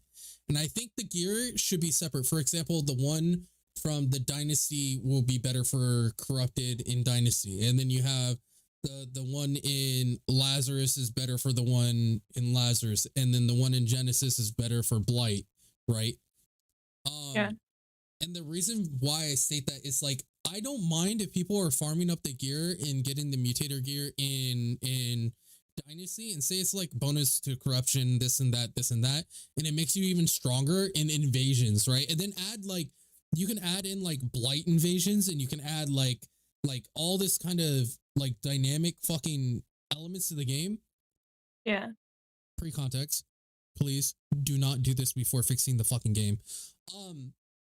But you can do all these crazy things and people would love it. Like people would actually love it. But you 100% got to fix the game first. Like fix the desync and fix your net, like just fix your netcode. And then if you do all this stuff, your player base will rise, right? And people will enjoy grinding out this gear and then getting the benefits in real world applications, but do not make them better in fucking PvP. At the end of the day, do not make it better for PvP. It's already bad enough that the GS scaling is going to be a thing in the January update where, you know, the higher your GS, the more damage you're going to be mitigating because GS is now a factor for damage mitigation, right? Yeah. Which is a huge fucking problem because the way you get higher GS is by doing Gypsum and these expeditions, which will give you Umbral to upgrade your gear, which you can upgrade your PvP gear and everything if you do both. Right, so if you're a hybrid player, it's not that big of a deal. But if you're strictly a PvP player because you don't like PvE content and you only dabble with it on the side, January update kind of holds you back. But 100%, I agree. Make that gear look sexy as fuck so people can flaunt it off and make it practical for the open world uses such as invasions and add more diversity to invasions to make that gear feel even more impactful. Is safe if you got the gear from Genesis, which makes it better from Blight. Like actually have Blight invasions. Right now we're currently only seeing corrupted invasions, which kind of means that if you have corrupted bonuses, bonus gear from Dynasty, being impactful in those invasions, the Genesis and the Lazarus ones just kind of feels like it falls short, right? Because you got Angry Earth and Blight. Accomplishment over these things. Do you have one that's like your favorite? Oh man! It's like picking your favorite child. Yeah, I know. Right? That's tough. I think what's most exciting for me is we've been able to take a lot of the like core visual styles from each of these families, the Corrupted or the Lost, etc., and like really amp them up to a new level for these. Which people will 100% be on board. If you have gear that makes people look more corrupted or more blighted, people are going to get a hard on from that. So everything this guy is saying, I don't think anyone's going to have a problem with this. Outfits for the rewards. But also please add like a very fancy cosmetic skin. Like I think the one in-game that you earn from doing the Genesis and Lazarus and Dynasty mutations, the higher tier ones, such as if you're doing the final mutation grade, because there's like 1 through 10 or 1 through 9 or some shit, right? If you're on the final tier, make it look super fucking good. Yeah. But also, I wouldn't mind if they did have a cash shop one, right? It looked different, looks fucking different. Do not do the same skin, right? Because it's devaluing the actual run itself. But I think they should play into these cosmetic designs, such as like a Dynasty fucking like Ebon scale, not Dynasty, an Ebon scale looking esque corruption thing. You know what I mean? Like they can go really far with the cosmetics. And I think this game does it really well. I think there's just a lot of things that this game doesn't do well that kind of holds it back. But his team is definitely getting some fucking heavy lifting done. For players, Down team and really cool, visuals team, unique looks. 10 out of 10. Love you guys. Different than the stuff that's in the game now, and lets us artistically like, express kind of where we think the game could go visually. So I'm pretty excited about that. I think tying into those. Well, you're doing a good fucking job. You said, like, I'm glad you're excited, brother. Difficulty levels, like each time that you run one of these. Okay, so it is 10. I was right. Sorry. Expedition mutations, like for the week. So what you're trying to do is climb up that ladder, and it's going to challenge like your gear and your level. And so every time you pass a certain score threshold, you unlock the next mutation level. And so it starts increasing in difficulty. I will add, I think they should remove the keys and have a 3-hour cooldown. Every single time that you jump up. So sometimes you're going to be able to. So people punch can above actually your weight, grind other it without times it's feeling gonna that they're become punished because very they got difficult, and it's going to take like a a lot random more in there. They're coordination and dog shit. planning to start to get up towards that level 10 mark. Right. And so we expect players to, coordinate well, get their gear in line, and every single time that you run it, you're going to get rewards, but you're trying to keep climbing the ladder because the reward pool gets bigger and it gets better, and it becomes a guaranteed way to increase your power level. Got it. Is it true that do some of the drops and some of the mutators, aren't they like more effective in other ones? Like, do they help you for the other ones? Absolutely. It just depends on what the combination is, because there's going to be some things where you're going to need more fire resistance, right, or you're going to need to do more ice damage. And so depending on what week it is. And I don't like the fact in New World they have all these different elemental things, because there's a reason why in WoW they got rid of it and just put it all under spell in Magic, right? Yeah. Like there's a reason why Blizzard did that, and it took them like what 2 years, 3 years to figure that out. No one enjoys having frost resistance, while the person that you have frost resistance against is using both frost and fucking fire, right? Get rid of that shit, because here's the thing: another person doesn't like it when they're using frost and the person that they're going against has like 30% reduced damage against their fucking weapon archetype. It doesn't feel good. I feel like the balance of between magic damage and physical damage is the core element, right? If you want to be this fucking hybrid like CC tank machine, and you want to just gank fucking mages all day, right? And so you boost your magic resistance. And then meanwhile, whenever a fucking physical person comes up, you just know how to deal with them mechanically, so you can allocate more of your defense to magic. I feel like that adds more dynamic than saying, okay, I'm going to add frost resist because I need frost resist for this. People did not like it at all when preparing for raids. You need this buff, this buff, this buff, this. Yeah. It's not enjoyable. I'm fine with Corruption, Blight, and Angry Earth being its own thing. I'm not okay with Arcane, Frost, Fire, fucking Electricity. This, it's not a good dynamic. It's overly convoluted for no fucking reason. what expedition you're running, you're going to have to, adjust to that. And so, yeah, some of those will feed into those other activities, which could be useful in other activities that you do, whether it's in PvP or outpost. Pro tip, in this game, do not specialize for certain elements. Do not do that. When in PvE, right? In PvE, mainly focus on having like Corruption, Angry Earth, Beast, yada yada. What I like to call the trophy picks, right? So if you go to your trophies, you get bonus damage at certain types. There's also aversions or damage mitigations for their certain types on armor perks. Get those. Do not specialize in things outside of that, because they're so situational and the numbers are so low, it's not worth investing. Rush or any of the other game modes. Because you're like, oh, this person is wearing this type of gear. I'm going to challenge that by, equipping stuff that's like maybe more heavy and elemental or void damage. Okay, I think I grok mutators now. You say that, but then people don't like rock, paper, scissors in that form of aspect. We like weapon balances in rock, paper, scissors because it really accentuates the key elements, such as for like spear, rapier is really good at picking off mages. Really fucking bad against tanks, but really good for picking off mages. Meanwhile, mages are really good at picking off like muskets and bows and yada yada yada. Like, it feels good in that aspect because you feel rewarded for playing a certain weapon type. Meanwhile, if you kind of know how to play and lean into situations that you're not usually flexible against, just such as like a spear and rapier have to play a certain way against a tank and be a lot more passive and organized in this manner, and they know how to do that, and so they're not punished as hard because they're more skillful. That feels good. What doesn't feel good is gear combating gear. Gear should accentuate playstyles, not hinder others based on their playstyles. It doesn't work like that. It doesn't feel good on balancing whatsoever.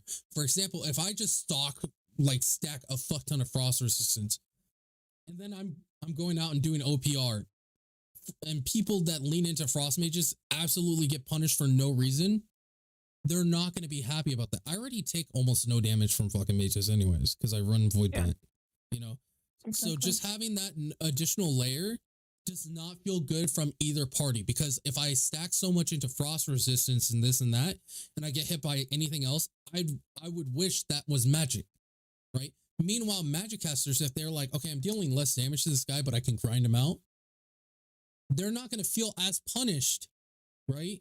But if they're doing 50% less frost damage to someone, it just kills their weapon, right? If they're doing 10% less damage, or 20% is extreme. Do not fucking do 20%. If it's 10% less damage, it's kind of like, well, I kind of hit this guy for a little bit less, so he's kind of specialized against mages. I'll just fucking grind him out, or I'll avoid him. You know what I mean? You can adjust your playstyle then. You can still deal with it. But if you're dealing almost no damage to someone, it doesn't feel good. It doesn't feel rewarding. And you can't boost it enough to equalize mitigation. That's the problem that New World had at the beginning, was mitigation has always been more powerful than damage boosts. It always has. Fortify is easier to stack than rend, right? Because everything gives fortify. Meanwhile, the armor values are just fucking through the roof always anyways. So people that sit there and they think they can run some sort of setup just can't, just because there's no rend, because there's no this, and the opponents are just stacking mitigation on top of mitigation on top of mitigation. It doesn't feel good, right? So these are kind of like one of the balance issues that I see, and I want AGS to take away, do not do resistance values, do certain magic archetype values, right? For example, if it's a broad range, if you want to do rock, paper, scissors on magic types, such as like fire versus ice versus blah, blah, blah versus this versus that, and it scales a certain way and loops around, it can be fine, but do not make it so a third party element just cancels out one of those types, right? Right now, no one is happy about like, okay, I need to do this or that. Because here's the thing, because Void Gauntlet being what it is, people are grabbing like void damage reduction on their, like, I think it's like earrings. Hold on, let me check. It's ring, right? No, it's amulet. My bad. So on amulet, you can like get increased void damage, which kind of helps you deal with the Void Gauntlet, but it should just be magic damage, right? Caster damage. I don't know why they need a convoluted system that like has this many checks and balances. No one likes the Dungeons and Dragons archetype in a video game. That's why Dungeons and Dragons didn't do well, right? Because it's so convoluted and there's all these random checks and balances that it doesn't lead anywhere beneficial, right? Versus if you go, okay, I want to do better against magic casters, so I'm going to do this for my magic casters. Right, I'm going to have this kind of armor for against magic casters, which means I'm weaker against physical damage, which means muskets and bows are going to do more against me, but I'll know how to handle them, right? That's what I'm talking about. So this elemental archetype shit needs to go. But you mentioned keys. Is there like have to like kind of grind to get these keys? So unlike our vanilla expeditions, the keys here are universal. So once you have a mutation key, you can use it in any mutation. And because we want players to run these more frequently, they're going to be more freely available. Like that, by the way? Yeah. That the keys are versatile for all of them, but they should get rid of the keys and just have a cooldown, right? You can do one mutation every 3 hours. So if you happen to get into a group that wasn't that good, you don't feel punished for not having a core group. Exactly. Right? At the end of the day, if you want the game to grow, I know a lot of like serious fucking like hardcore PvEers are going to be like, well, actually, We want it to be punishing, so those that are really good get rewarded. Shut the fuck up. Right? Just because you have a little click that you do the runs with doesn't mean others that don't have the click should get punished, right? You should be punished for your performance, but the fact that it's a team activity, if it hinders you, for example, if I can only run something so many times because it costs this much to do it, and I get into a group where fucking two guys are absolute dipshits with 500 GS and don't know what they're doing, but I paid money to get in there, or it was my fucking key, I feel screwed. You don't want that feeling. Make it a cooldown thing, right? Every 5 hours would be fine. Even fucking 12 hours is fine, But you can't have a system where you only generate so many keys a day and it costs money to do it, right? Because people get punished for no fucking reason. That's why people argue that if you don't complete the expedition or the mutation, you should be refunded your key or orb. I don't think that's accurate. I think it should be cooldown based, and I think it should affect everyone, right? Yeah. So you would actually see less runs in the grand scheme of things, but each run would be less damaging, right? Yeah. People would be more willing to take the risk, and they would have repair bills for losing, right? So they still get that punishment, but it's not that 10K punishment for losing an orb, right? So that's where that argument falls in line. I don't like the key system. There's no game out there that runs a key system. If you told me in WoW that I had to have a certain amount of keys, or if I have to have a key every time I wanted to do a heroic dungeon, I'm not going to do heroic dungeons. Yeah. I'm at that point in New World where I make enough money that I can run Genesis, but I choose not to because the groups can be toxic at times. So I think they should get rid of the orbs and the key system and switch it to cooldowns so people are more likely to do it, which will actually grow your player base. Just saying. During the PTR, we're going to figure out, hey, what is like prevent the right quit amount moments. that you should be carrying at any given time, and where we think players are going to be like climbing the ladder. So we'll make adjustments in tuning based off of that. But our goal is to have this is repeatable like every day. Yeah. Awesome. He says that. He says multiple times every day. On the PTR, it does not look like that. There's a cooldown on all the keys. So you were just touching on like when we might see this. January. Yeah, you'll see it on PTR in January, and then it's coming up soon, the release. It kind of depends on a lot of factors. Yeah. And I mean, obviously jumping into the PTR for everybody out there is like intrinsically valuable for us, right? So jump into the PTR, give us feedback on, all of these new features, things you discover. But yeah. We need to say it's public test realm. I think we do. PTR, the public test realm. Yes. And what was AI again? Artificial intelligence. Got it. But see, I think that's confusing to people too, because like some people, I think, the gamers mostly know that AI is enemies. But NPCs. Yes. We have our whole host. It's an object that's been scripted to do things. Yes. To hurt you. Yes, based on what you do. Yeah. 100% that definition is accurate. I had an argument with individuals based on AI because my definition of AI is a little bit more on the side of something that will function on its own and interact in certain ways based on situations, right? Meanwhile, the argument was I didn't think Alexa was AI. And they were like, no, Alexa is AI, right? And I have a bachelor's in electronic engineering, right? So I kind of have this concept of what AI is to me, but they were 100% right. Even the trade posts can be technically considered AI. So I think throwing that out there, it's like what most gamers categorize as AI is things that interact based on what is going on around them, such as like when you're dealing with enemies or when you're interacting with NPCs and the way that things function in the game, right? So I think of NPCs as being good guys. Like that comes from a quest and a narrative guy. So yeah. That's because you tell the NPC what to say. That's right. I mean, yeah, but they're nice. Like bad That's AI. because you're a nice person. They're not. Well, I think that too. So. Yeah. Right. Anyway, play in the PTR. It's going to be fantastic. We're going to have the rotations accelerated so you can participate in more and see how high up the ladder you can climb. Yeah, right on. Thanks, guys. I think everyone's going to be really excited about the mutators and how they're going to change up the game.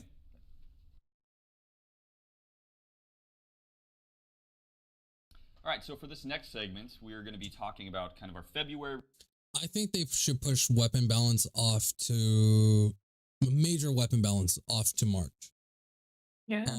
My personal opinion is I think they should focus on weapon balancing after they fix all the bugs and shit like that. The reason why is because you'll see certain weapons play out differently once things become more fluid, more predictable in all sorts of ways, right? At the end of the day, if you fix the way that the game is functioning, weapons will play out much more different.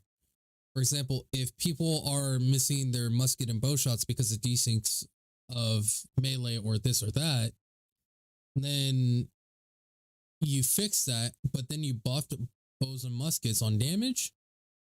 Now it's overly tuned, even though you could have just left it where it was. Even if you boost it just a little bit, it could be insane based on the fixes, right? Because what we're going to notice is after you do balance and fixes, the game is going to operate differently.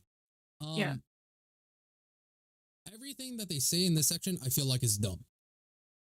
I'm going to put that out there. I'll point out what I think is true, but a lot of it's dumb. Release, how we're focusing on balancing the game a little bit more. We are joined by Dave Hall, who is the player experience lead. So Dave, kind of at a high level, how do you determine whether a weapon might be overpowered? Yeah, that's a good question. We have a lot of different tools that we use on this. We look at the forums. We obviously have our internal play tests. We have our expert players. Forums are retarded. Majority of individuals don't know how to fucking play the game. Yeah. Just so you are aware. And I mean, this all honesty, I don't know people that watch my streams or watch my videos, and I'm not going to say that everyone is bad, but the average player is really bad. And I don't think you should worry about it necessarily, right? It's in the grand scheme of things, play things to have fun, right? That's what you should do. Unless you're trying to make a living off of it, then you have to try and be that professional where you're always hitting shots and stuff like that. Just like my boy Astro. Let me actually grab Bert's fucking channel real quick.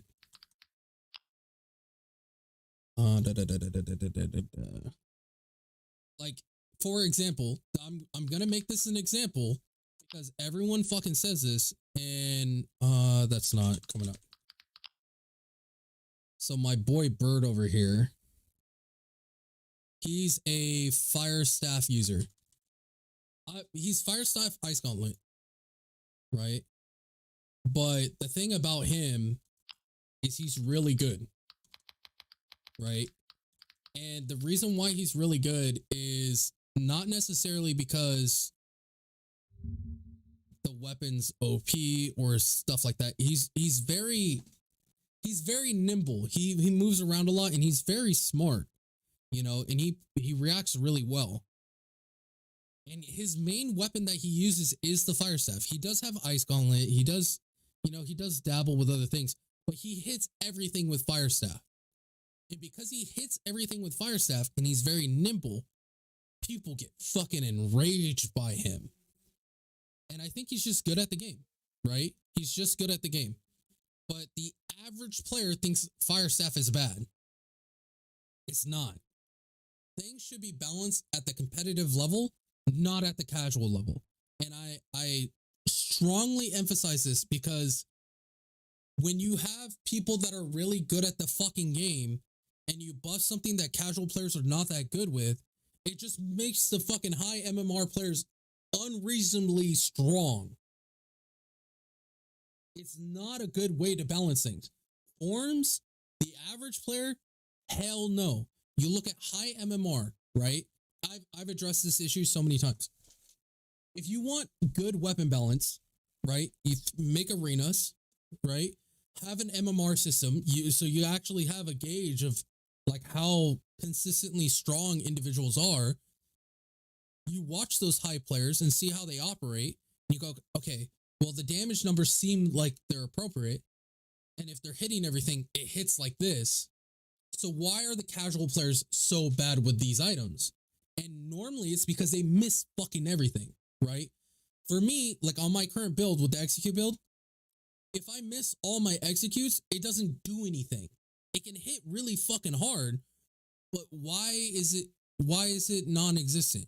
Well, execute's non-existent because it's too fucking slow. Maelstrom is instant reactive and has the same amount of damage. But with execute, if you're able to hit someone that's at 50% health and you get it from behind after you stun them, and you have all your procs come off, it hits fucking 7 to 10k, right? So in the grand scheme of things, execute can be really good, but it's so fucking situationally based. How would you fix that so the average player can play with something called execute? Well, first you got to add in that skills have momentum, right? So if I'm chasing someone down and I use execute, I should be able to hit that target, right? Unless they roll or unless they use a movement ability to get out of the way, it should hit that target while I'm following someone.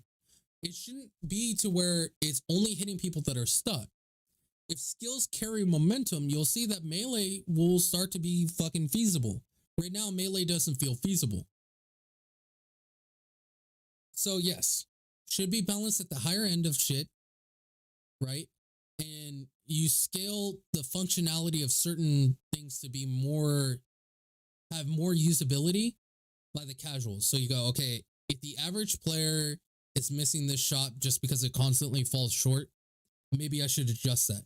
You don't necessarily have to tune auto attacks because this should be a skill-based game, right? Where auto attacks are filler.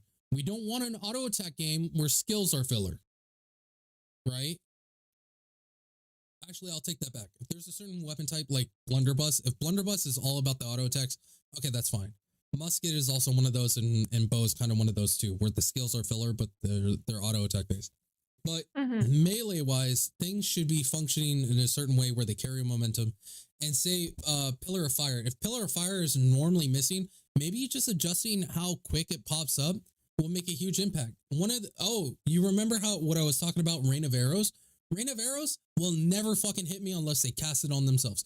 They will literally never hit me because it's way too fucking slow, right? I don't play Bow, but I see how it operates. And I see how a lot of Bow players can be really upset by using Rain of Arrows. And I hit dodge and I can dodge it. It's balanced. If I see that he's casting it and I can't dodge it, it's not balanced. Yeah. If I see that he's casting it and I don't have to do anything except for move a little bit and it misses, it's not balanced. No. Right? So this is how you balance shit.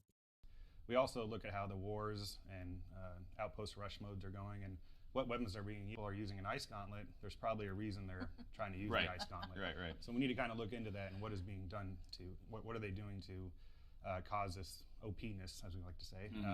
And so I think it goes into a lot of different things, and in the end, it comes down to, for me, is this experience that's happening to the other players? Those numbers are not justified because one, desync is an issue, right? So when you have desync as an issue, players will pick weapons that are more consistent, right? It's not necessarily always that a weapon is overpowered that it's frequently picked. If your game has inconsistencies to it, or say if skills are generally easier to hit with other weapons, people are more likely to pick those weapons because they're going to hit shit, right? So it comes to the fluidity and how things function as a whole.